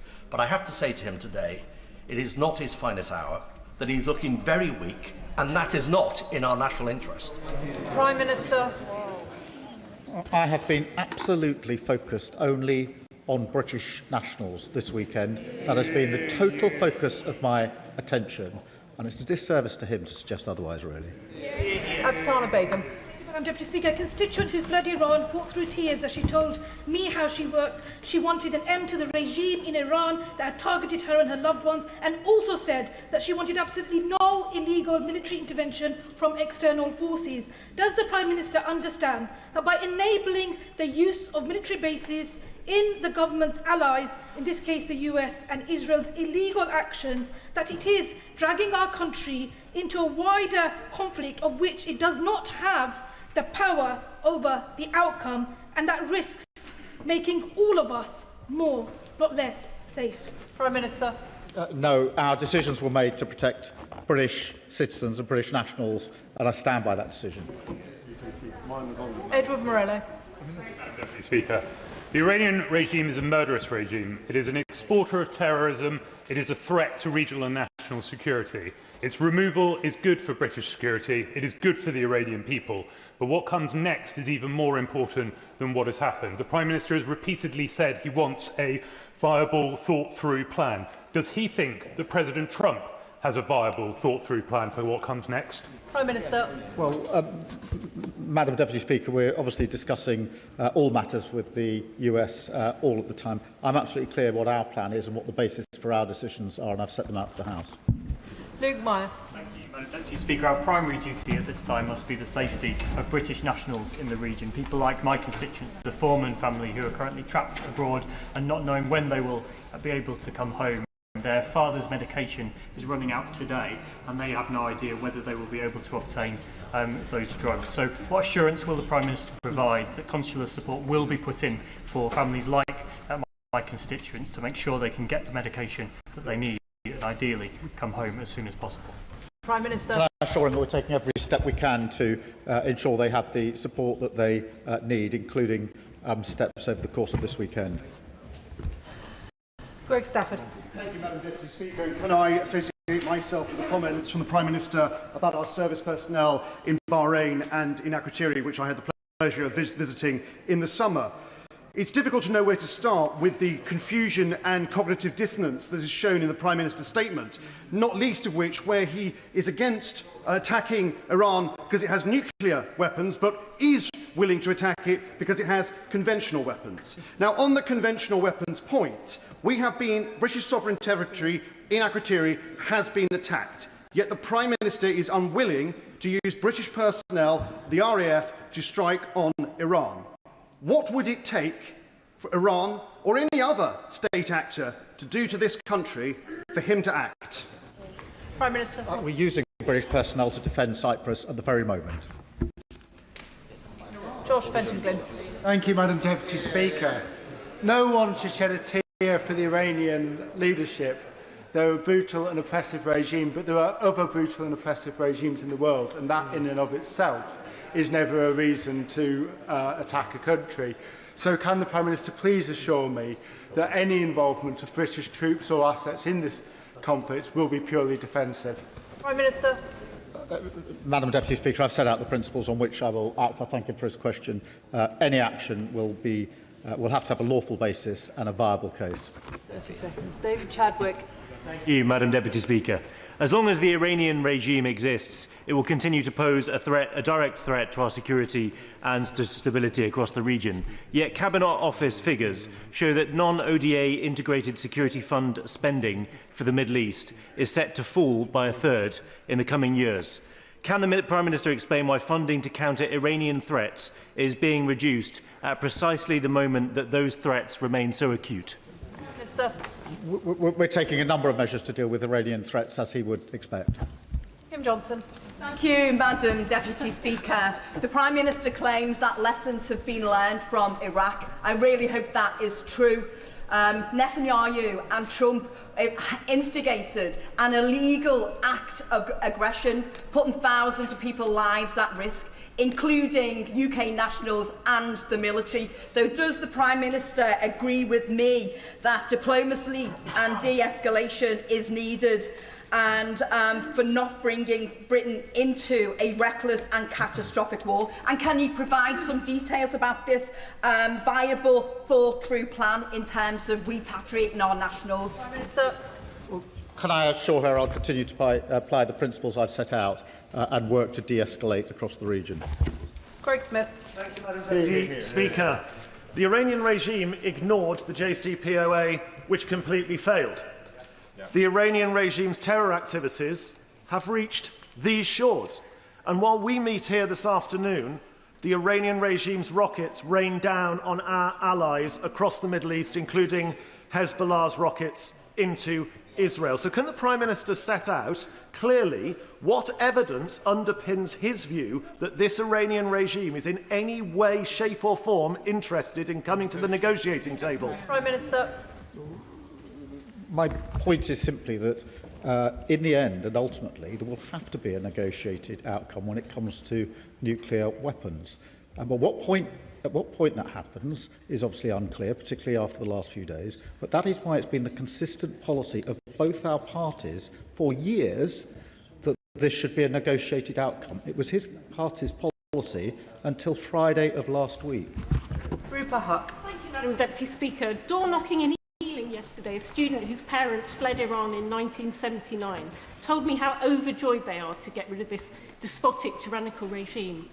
Yet the methods, a girls' school was hit, 150 kids, after we appear to have normalised the bombing of schools, hospitals, refugee camps, universities by one of the two instigators of this action in Gaza, surely risk undermining the rules-based order. What does the PM see as the end game of this war, and how will he stop Operation Fury turning into Operation Futility?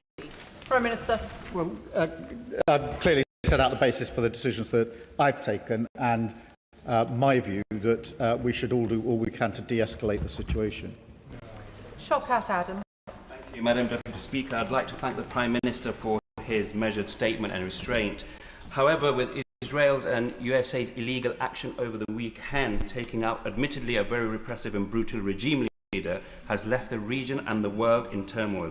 And this is creating real fear, Prime Minister, especially for our children. In fact, my 14-year-old asked me over the weekend, Dad, are we all going to be okay? So as a father himself, can I ask what assurance he can give to my son, to all the children in this country and in the Middle East, that he will do everything in his power to prevent the outbreak of potentially World War III, which Donald Trump and Netanyahu are driving us towards? Prime Minister. The protection and security of British nationals is my foremost duty, and I take it very seriously. That's why I took the decisions that I did over the weekend and will continue to do so. Andrew Pakes. Madam Deputy Speaker, like many people in my constituency, I said prayers over the weekend watching the events unfold. It's clear the region's in a perilous state and we need a de-escalation, to follow the rule of law and get peace back on the table. But can I ask the Prime Minister about a related question in the region? He will know that many in this House were passionate about ensuring a ceasefire in Gaza and ensuring aid and humanity got in. We know over the weekend that there has been a closure in the West Bank and Gaza. So can I ask the Prime Minister what reassurance he can give us that whilst we look towards Iran, we don't lose sight of the humanitarian need we have in Gaza and the West Bank?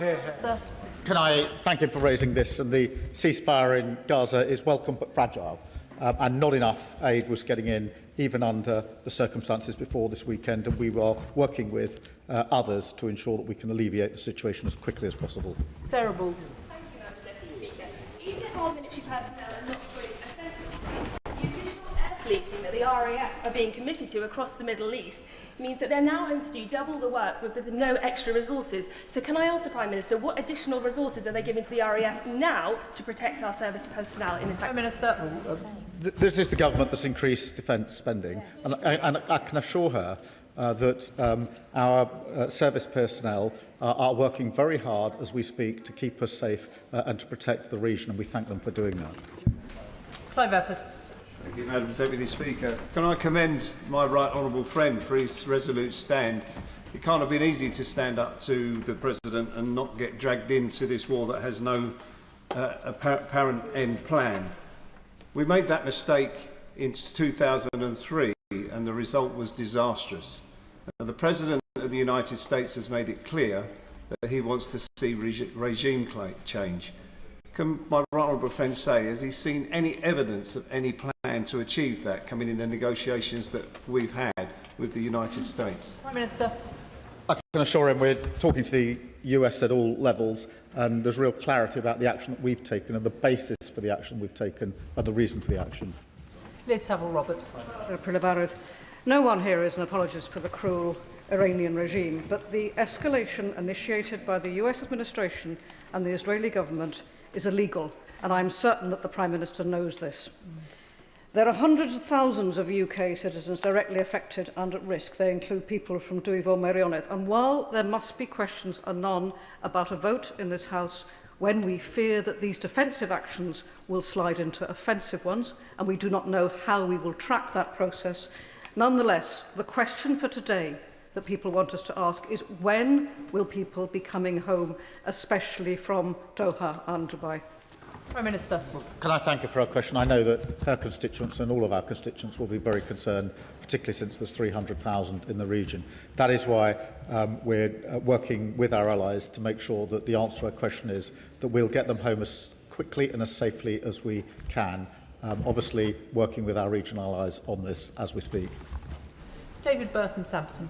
Thank you, Madam Deputy Speaker, and can I thank the PM for his measured response so far.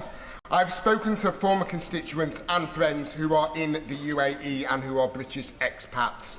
While they feel confident that the local government there are doing all they can to protect them, for clarity, will they too be considered for evacuation by the FCDO should it become necessary? Prime Minister. Well, we're working with all of our allies to make sure that we can ensure that all those who need our help get our help and safely and swiftly removed from a region that is dangerous for them. David Reid. Thank you, Madam Deputy. Prime Minister. I'm not going to disclose the full advice, but I would. It's not just. It's not just as an important role. It's vital if we're taking action that involves our personnel. It's vital. That's why I took advice. I've published the summary of that advice. I said I'll look at the Shadow Attorney General's advice. If he's setting out a lawful basis, I'll be very interested to read it.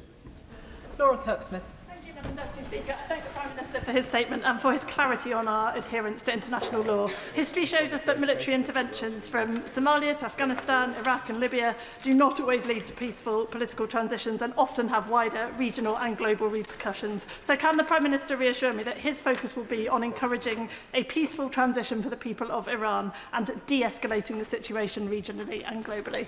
Prime Minister. Can I give that reassurance and also underscore her point that the future of Iran must be for the people of Iran who've been brutally repressed for a very long time now. Jess Brown-Fuller. Madam Deputy Speaker, we must not conflate the appalling actions of Iran with that of the Iranian people, who have spent years fighting at great risk for change and intensively over the last couple of months. The severe case of repression under the Ayatollah has led many of them to actually welcome the actions of Trump and Netanyahu. But how is this government going to ensure that Iranian voices are heard when decisions are being made about their future once military action finally subsides? Can I thank her for a question? It's very important that we're clear on the principle that the future of Iran must be for the Iranian people who have been brutally repressed, and particularly in recent months, but not only in recent months. And we must consistently make that case, and we are doing so. Richard Bergen. Thank you, Madam Deputy Speaker. This is an extremely dangerous moment. Iraq, Afghanistan and Libya show where this can end up, with death, destruction, terror and chaos impacting tens of millions of people. Given that, shouldn't the government's focus be on pushing Trump, Israel and Iran towards diplomacy, de-escalation and a ceasefire, and instead, by siding with Trump, hasn't the Prime Minister risked dragging us into a wider conflict which leaves us all less safe and which could include mission creep, which will erode the distinction the Prime Minister is attempting to make between offensive and defensive actions, leading us embroiled fully in an illegal US war in the Middle East? Prime Minister.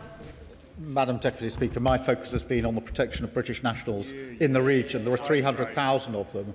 They are at risk, and it is our duty to take steps to ensure that we reduce that risk and bring them to safety and security. Simon Hall.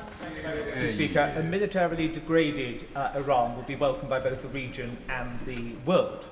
But an Iran that still possesses enriched uranium and potentially becoming a failed state is something to be avoided at all costs. The Prime Minister will recognise that.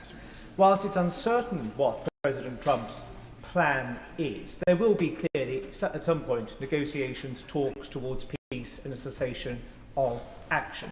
Will he impress upon the American administration that now is the opportunity to link progress for ordinary Iranians, their democratic rights, their freedoms and their civil liberties as part of that, and not just view it as a military degradation exercise? Prime Minister. Can I thank him for his question and agree with the way he puts it? It is very important that we deal and acknowledge the brutal repression of Iranian people for so many years. Jim Dixon. Thank you, Madam Deputy Speaker. Can I express my support for the government's handling of the events this weekend, particularly the clarity given by the Prime Minister today that international law is paramount, and also the priority given to the safety of UK citizens. Does he agree with me, however, that this will only end when Iran and the US and allies get round the table, talk about nuclear de-escalation, and Iran abandons its nuclear ambitions? Will the Prime Minister perhaps tell us what conversations he'd had with allies in order to ensure that that happens? Prime Minister. Well, we're having conversations with allies about de-escalating the situation and how we get back to negotiation, which in the end, at whatever stage it is going to have to be part of the process. Sammy Wilson. Thank you, Madam Deputy Speaker. And we should welcome the actions of America and Israel in trying to destroy a regime which the Prime Minister has described has exported terror all over the world. But why the weak-kneed response from the government that we're limiting our bases to defensive actions? And maybe he would clarify what does he mean by defensive actions. For example, attacks on the drone factories which are used to deliver the bombs, is that defensive? Attacks on the leaders who are planning the war against our allies in the Middle East, is that defensive? Attacks on nuclear facilities, would that be regarded as defensive? Or attacks on the infrastructure which is used to mobilise these weapons, would that be defensive? What are the limits of this defensive action? Can I be absolutely clear with him that the action which we've authorised from our bases is to take action to take out the capability of Iran to launch these attacks, and that of course means taking out their capability, the launchers and the infrastructure that sits behind it. Of course it does. Amanda Martin. Thank you, Madam Deputy Speaker, and thank the Prime Minister for his calm and measured approach and reassurance today. As the Member of Parliament for Portsmouth North and the mum of a serving personnel currently deployed overseas, my first thought is always for the men and women we ask to stand in harm's way. The Iranian regime recklessly attacks are not abstract. They are direct threats to British service personnel and British citizens in the region. Will the Prime Minister firstly confirm that every measure is being taken to protect constituents on the ground? And secondly, when we pursue de-escalation democracy, will he assure the House that operational decisions are grounded firmly in one overriding principle, the safety of our British servicemen? Well, can I thank her? I know a number of her constituents are deployed abroad, and we are doing everything we can to protect them and to thank them for the work that they're doing in the region. Ben Spencer. Speaker, I've heard a lot of legal analysis from the Prime Minister, but nothing on what he thinks is morally right. Isn't the biggest risk to international law when leaders hide behind legal advice to avoid taking responsibility for their decisions? Yeah. to ask our service people to act when we don't have a lawful basis will be the dereliction of moral purpose, in my view. Rebecca Long-Bailey. Thank you, Madam Deputy Speaker. There is no doubt that the Iranian regime is abominable, but it's clear that the initial joint strikes on Iran were neither defensive nor lawful, and now as the situation dangerously escalates, hundreds of innocent civilians are now dead across the Middle East, and UK personnel and citizens are at risk. So I know the Prime Minister's outlined that his aim is a negotiated settlement. Can he outline the tangible action he and his international counterparts are taking now to secure a ceasefire so that negotiations can resume?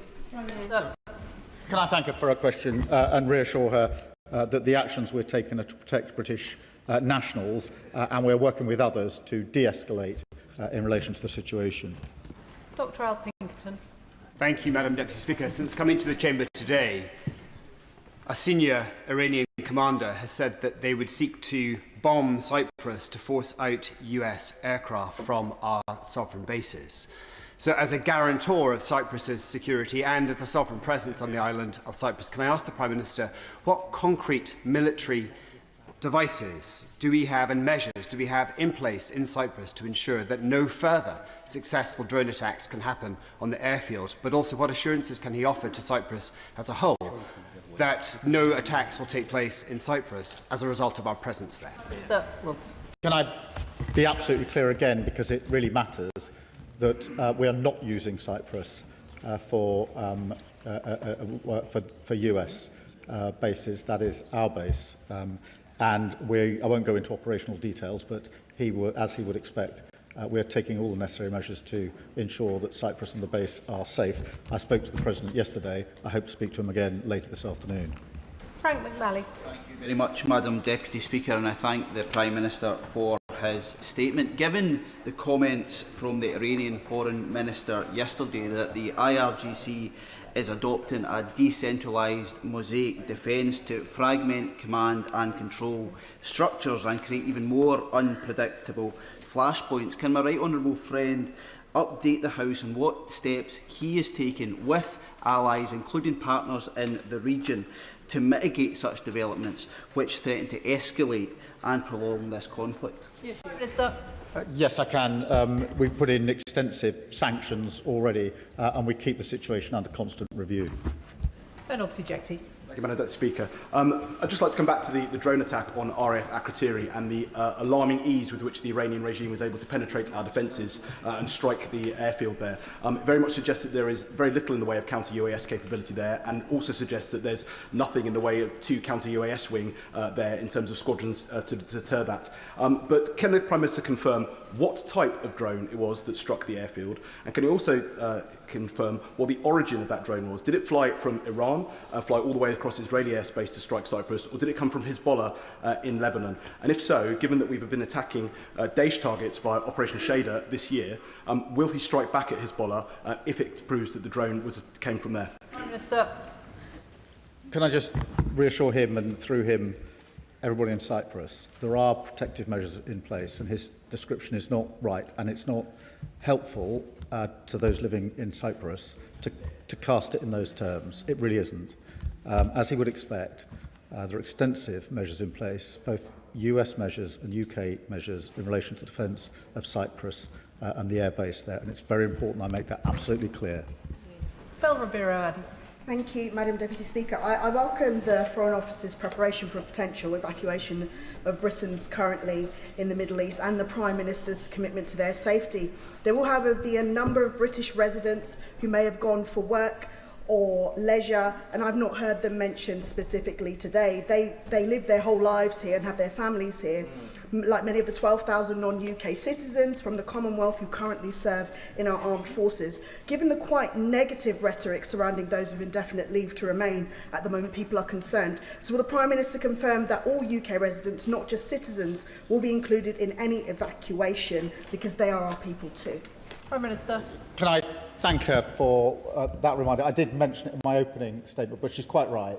that we must be clear that we will protect all of those who need our protection, and obviously where people need to get out, we're working with all of them to get them out as quickly and as safely as possible.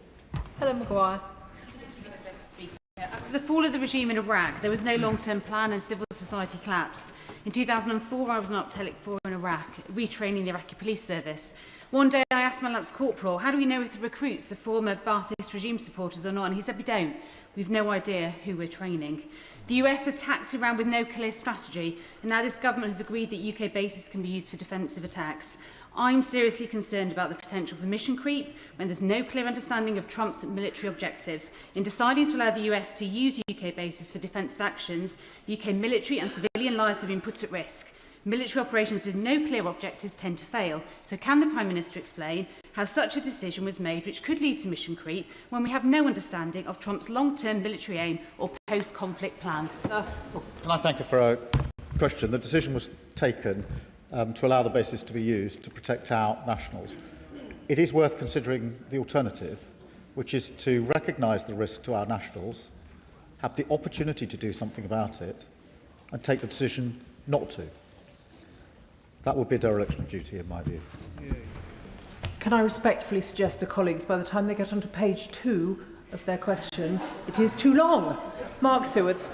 Thank you, Madam Deputy Speaker. The Iranian regime kills its own people. It funds terrorist proxies in Hamas and Hezbollah. It backs Putin's aggressive war in Ukraine. And now it puts British civilians and our armed forces in the firing line. By some accounts, it is already a failed state.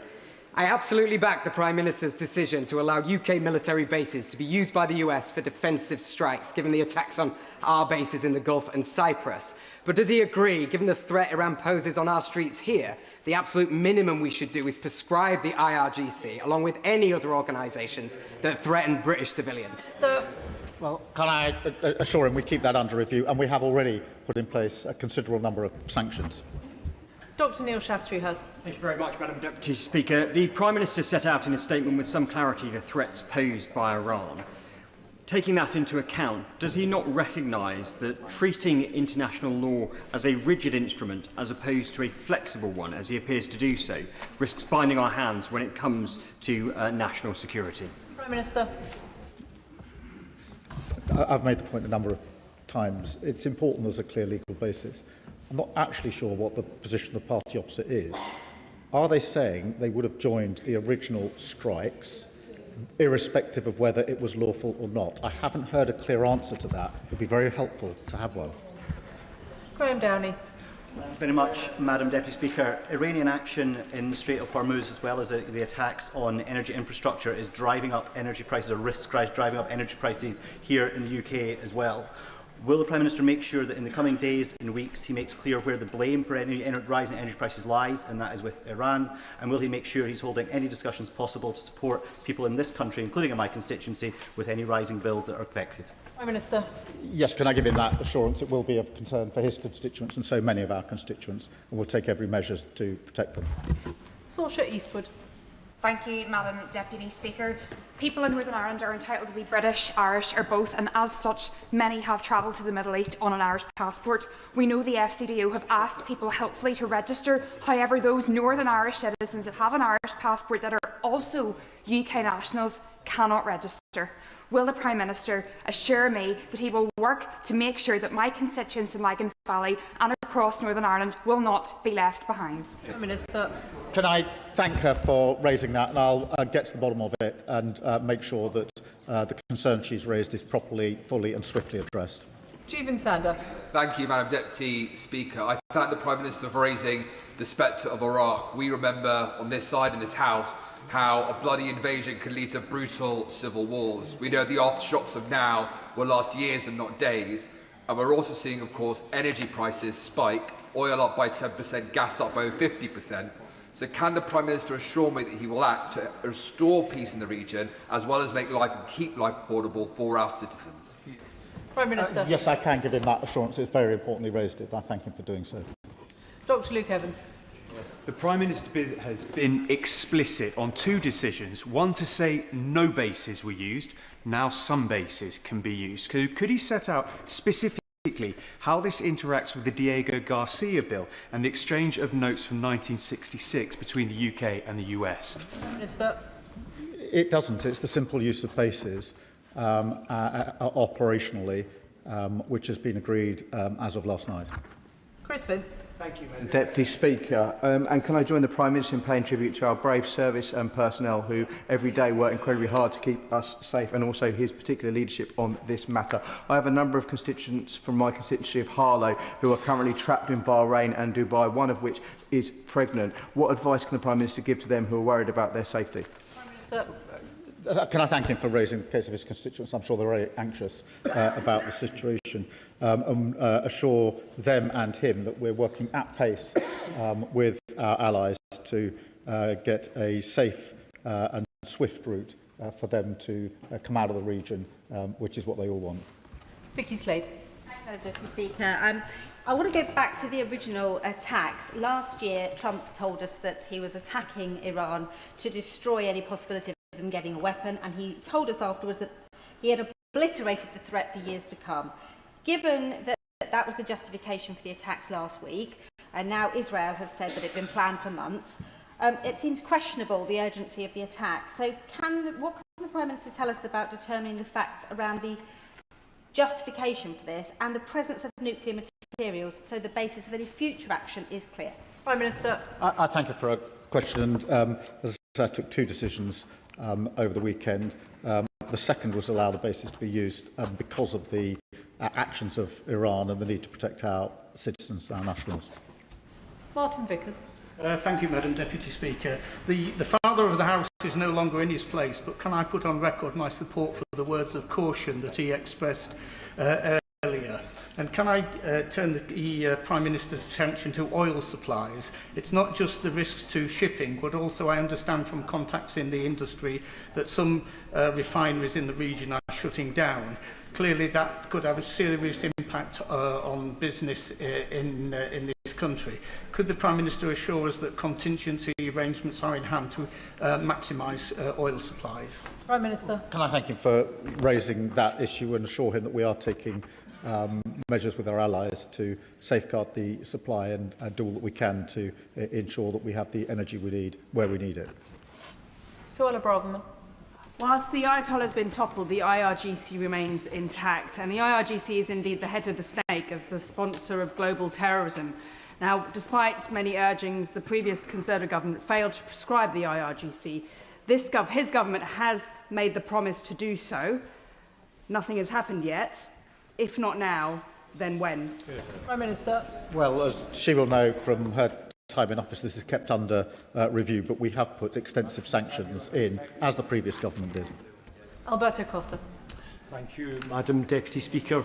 Putting aside for a moment the rights and wrongs of the Prime Minister's decision on Saturday morning, can I ask the Prime Minister whether or not the BBC, which is in a unique position running BBC Persian language broadcasting into Iran, and given President Trump's wishes for the Iranian people themselves to take control, can the Prime Minister put on record if he will work with the BBC over the coming days to ensure that there's more government funding, wherever necessary, to broadcast what is required to the Iranian people? Prime Minister. Well, it's very important that the BBC reports and broadcasts in the way that it does, and we support them in doing that. Josh Babarindi. Thank you, Madam Deputy Speaker. 23-year-old Eastbourne lad Cameron is currently lying stranded in a Dubai hospital bed after falling very ill during a minutes-long stopover in Dubai over the weekend. During this window, the airspace closed. Cameron's hospital bills are £1,000 a day, which he's being forced to pay up front despite having insurance. Cameron, who's watching, urgently needs to know, 1, when the Prime Minister will outline his repatriation plan, if there will be one. 2, when the Prime Minister will he prioritise British nationals who are clinically vulnerable for repatriation if it is medically safe. And third and finally, will the appropriate minister meet with me and with Cameron's family to ensure that he gets the treatment that he needs before money runs out, and to make sure that we can get Cameron back to Eastbourne safe? Minister. Cameron is family and loved ones must be extremely worried. If he would pass me the full details of that particular case, I'll make sure that we do whatever we can to assist Cameron and his family. Graham Stewart. Mr. Speaker, the Prime Minister has made it clear that he thinks that there was insufficient imminent threat to justify our going with our allies in the initial strike. But after the act of war, after the attack on UK citizens across the Middle East, many countries of whom were not participating, and on British sovereign territory, that means that we can join in and we could be involved in offensive actions if the Prime Minister so chose. Why is he choosing not to, and why is he pretending it's for a legal reason when that legal reason has disappeared? Prime Minister. We started taking action on Saturday morning with our pilots in the sky across the region, and they've been working ever since. We added to that yesterday afternoon by acceding to the request of the Americans to use our bases for the attacks on the capability of Iran to launch the strikes in the first place. Ayub Khan. Thank you, Madam Deputy Speaker. Can I thank the Prime Minister for accepting that the reason the British Army is not involved is because it would be unlawful and illegal. Thereby, what America has done is illegal. An illegal attack which led to the death of 167 girls aged between 7 and 11. And there are people that are sat in this audience here today, Prime Minister, that oppose refugees coming into this country. The very people that are asking for war. Would the Prime Minister be surprised if we had a sudden influx of refugees because of what's happening? Prime Minister. The actions I've taken have focused on our need to protect our British nationals. I think it's in all of our interests, including our British nationals, that we do all we can to de-escalate the situation as quickly as possible. Martin Wrigley.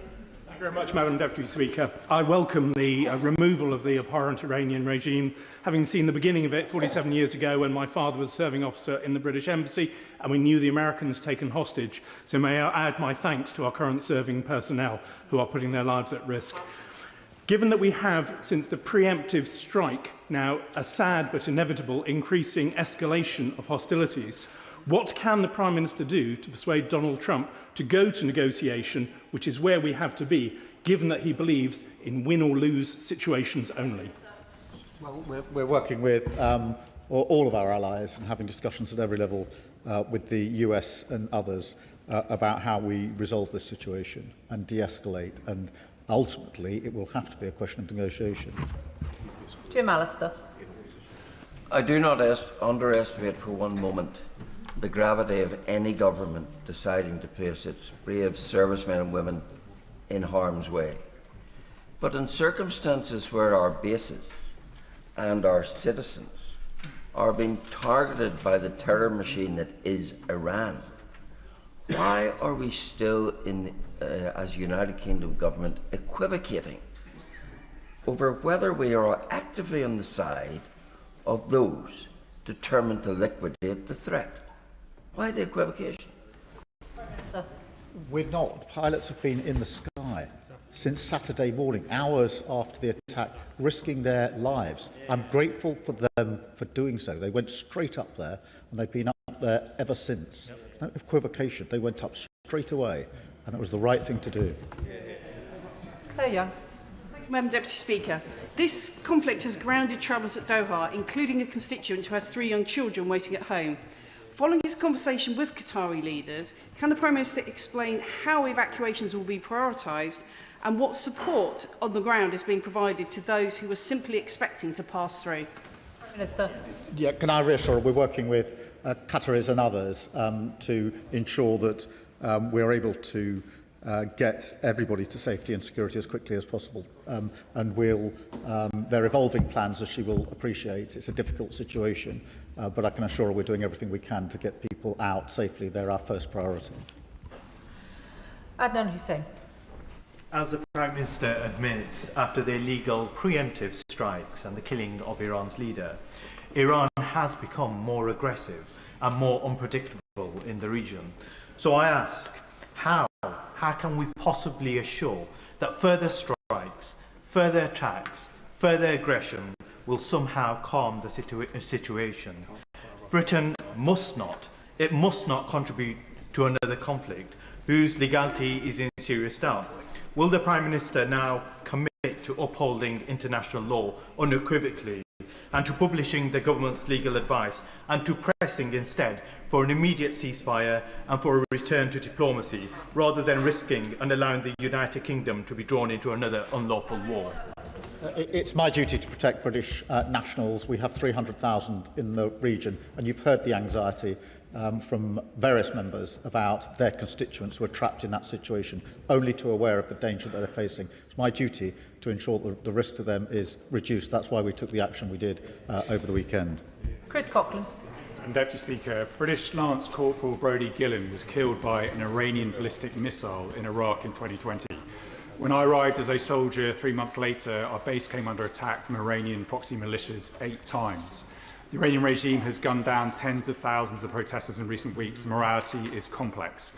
I entirely support the Prime Minister on his view of the need for a negotiated settlement, given sadly that the risks of regime change. But does the Prime Minister agree with me that any negotiated settlement needs to include protections against reprisals for protesters? Prime Minister.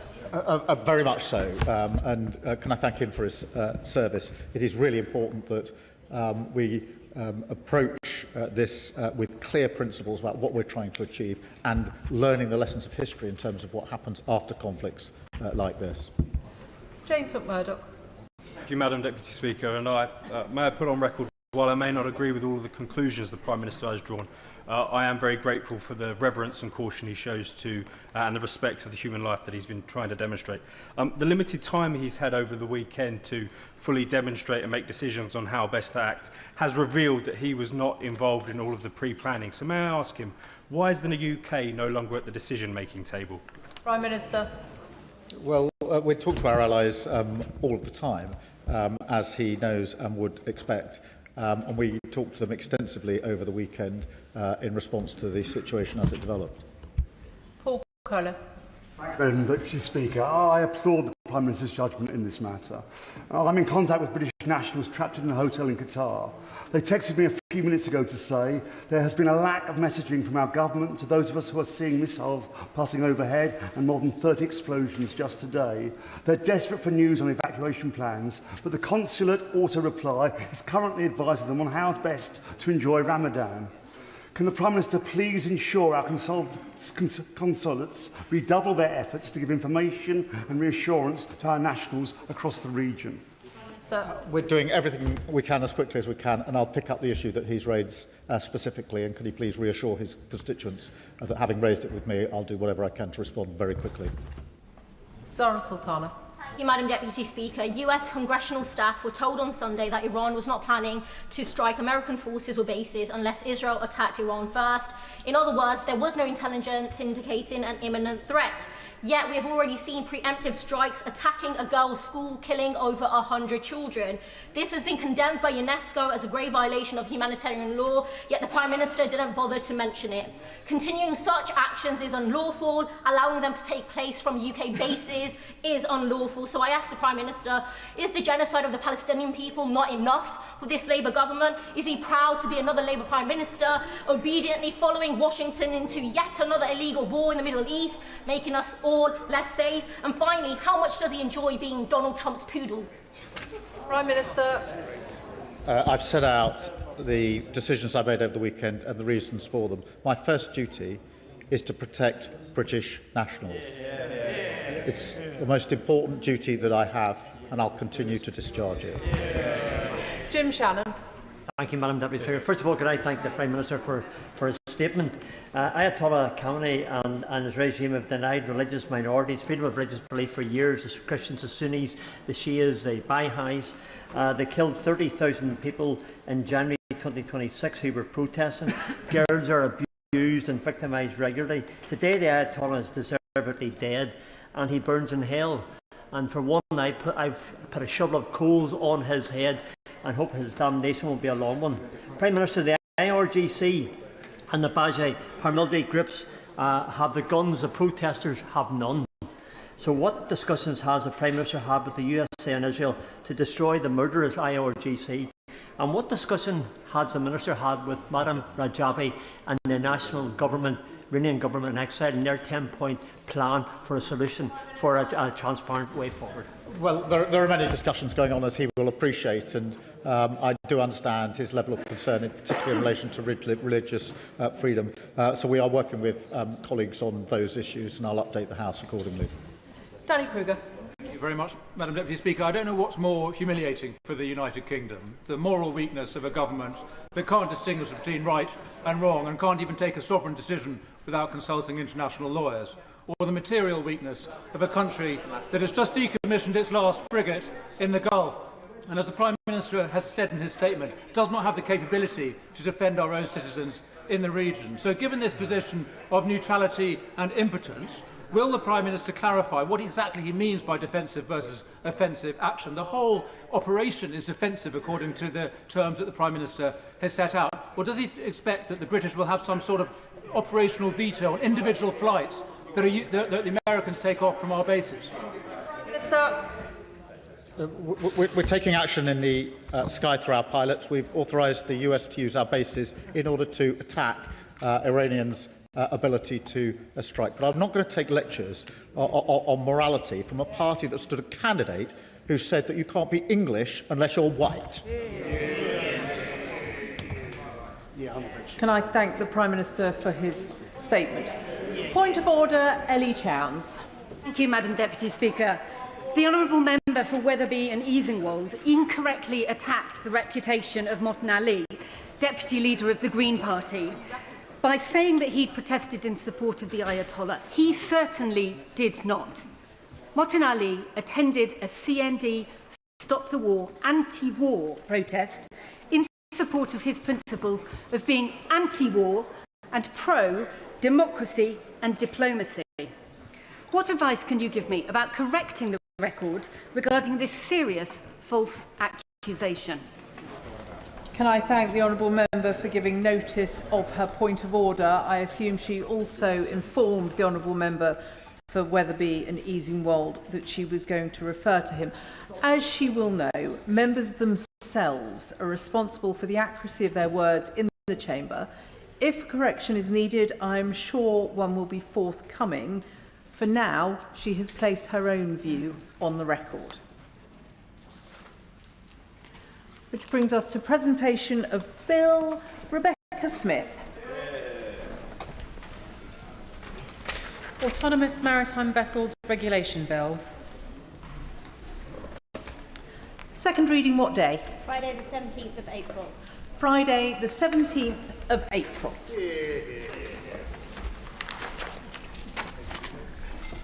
The clerk will now proceed to read the orders of the day.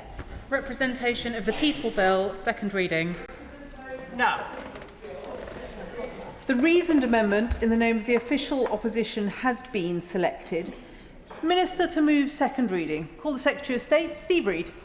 Thank you, Madam Deputy Speaker. I beg to move that the bill be now read a second time. Now, there's a lot of interest across the House in this bill, and that is no surprise, because we are all proud of our British democracy.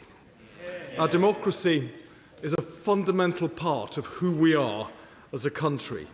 The long history of this House has been punctuated by reforms which have strengthened it, and it is precisely because of that evolution of our elections and Parliament that in a world where too many beacons of democracy have dimmed, ours still shines brightly. As parliamentarians, we are more than caretakers of democracy. We are here to actively advance it. We are also here to protect it from threats. When hostile actors at home and abroad seek to sow division, using every means possible to undermine our elections, trying to destabilise the very foundations of our freedom and our democratic institutions, then we must act. That is why we are debating the representation of the People Bill today, to secure our elections against those who threaten them, to protect those who participate, to ensure our democracy remains open and accessible to legitimate voters, and to strengthen and preserve our democracy for the next generation. At the 2024 general election, Labour's election manifesto committed to strengthening our democracy and upholding the integrity of elections. We campaigned on encouraging participation in our democracy, giving 16 and 17-year-olds the right to vote and improving voter registration, while fulfilling our pledge to strengthen protections against foreign interference, as well as rules around donations. We did that. I will give way, yeah. Rachel Taylor. I thank my right honourable friend for giving way. I've come straight here from Kingsbury School in my constituency of North Warwickshire and Bedworth, where the Year 11 pupils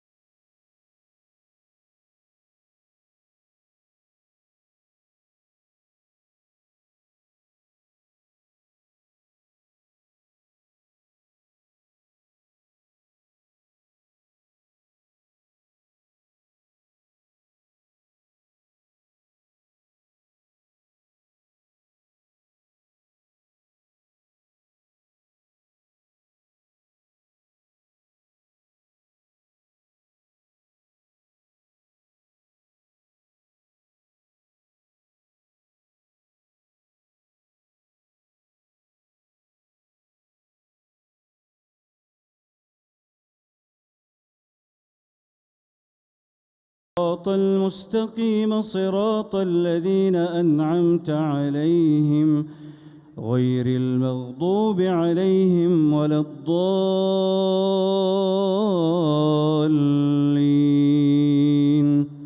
آمين. قل هو الله أحد الله الصمد لم يلد ولم يولد ولم يكن له كفوا أحد. الله أكبر. سمع الله لمن حمده. ربنا ولك الحمد. اللهم لك الحمد أنت رب العالمين، ولك الحمد أنت قيوم السماوات والأرضين، ولك الحمد إياك نعبد وإياك نستعين. اللهم لك الحمد الجميل، ولك الشكر الجزيل، ولك الثناء الحسن. لك الحمد حمدا كثيرا طيبا مطيبا مباركا فيه، لا أجر لقائله إلا رضاك. اللهم لك الحمد بقلوبنا، ولك الحمد بألسنتنا، ولك الحمد بجوارحنا. لك الحمد كما بلغتنا، لك الحمد كما وفقتنا، لك الحمد كما هديتنا، وما كنا لنهتدي لولا أن هديتنا. اللهم صل وسلم على زين رسلك وسيد أنبيائك وخير أصفيائك وأوليائك وعلى آله وصحبه. اللهم إنا نسألك الثبات في الأمر والعزيمة على الرشد، ونسألك شكر نعمتك وحسن عبادتك، ونسألك قلوبا سليمة وألسنة صادقة، ونسألك من خير ما تعلم، ونعوذ بك من شر ما تعلم، ونستغفرك لما تعلم، إنك أنت علام الغيوب. اللهم اغفر لنا ما قدمنا وما أخرنا وما أسررنا وما أعلنا وما أنت أعلم به منا.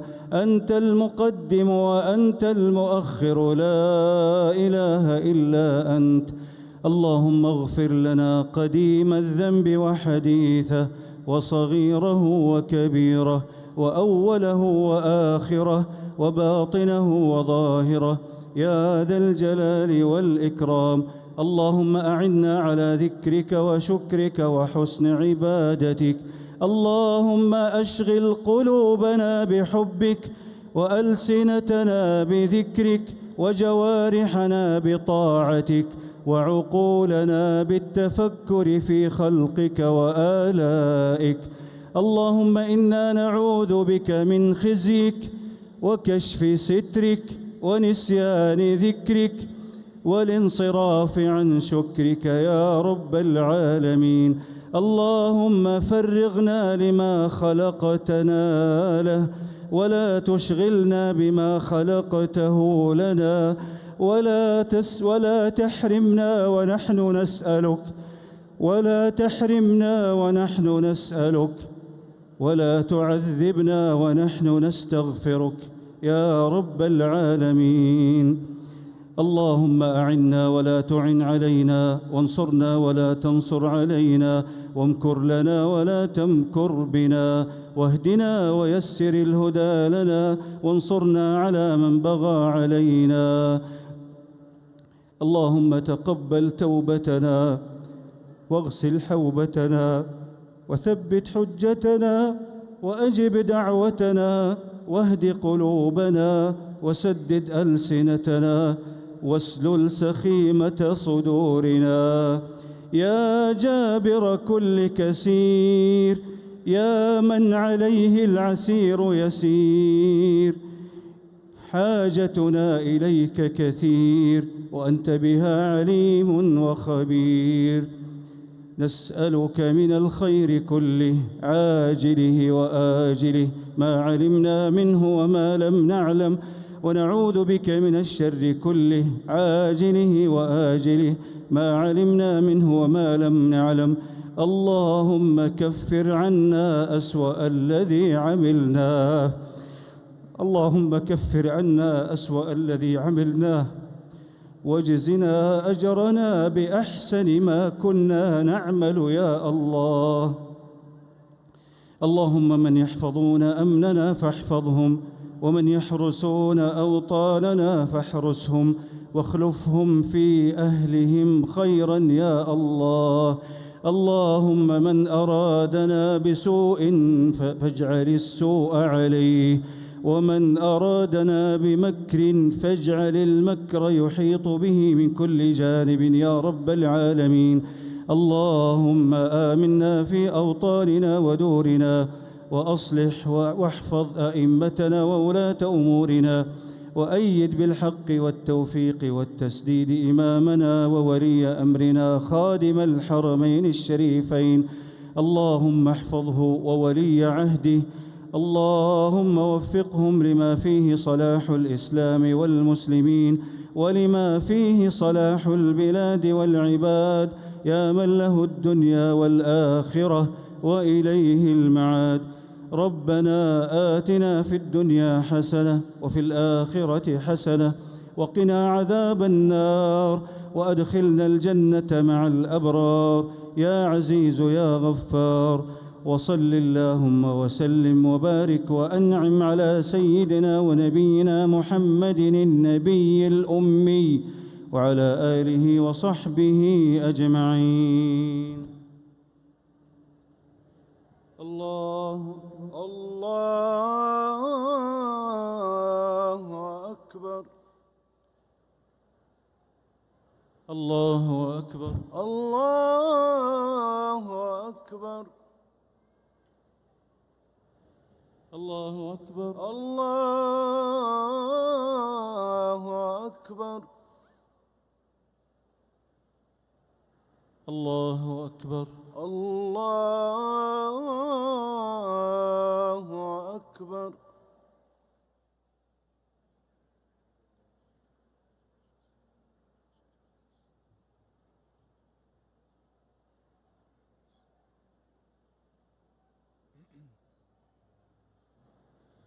السلام عليكم ورحمة الله، السلام عليكم ورحمة الله، السلام عليكم ورحمة الله، السلام عليكم ورحمة الله.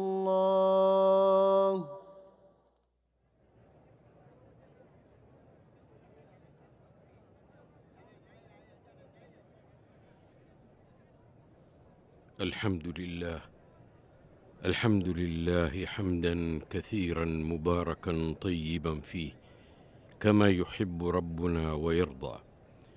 الحمد لله الذي تتم بنعمه الصالحات. الحمد لله أن من علينا بمزيد من الطاعات. إخوة الإيمان، من بيت الله الحرام في مكة المكرمة كنا وإياكم في نقل مباشر لشعائر صلاة المغرب، ثم صلاة العشاء، ثم صلاة التراويح. نقلنا لكم خلالها صورا إيمانية عن المؤمنين وهم يؤدون هذه الشعائر في أجواء إيمانية مفعمة بالرضا والرضوان من رب الأنام سبحانه وتعالى. في ختام هذا النقل أيها الإخوة، لكم تحية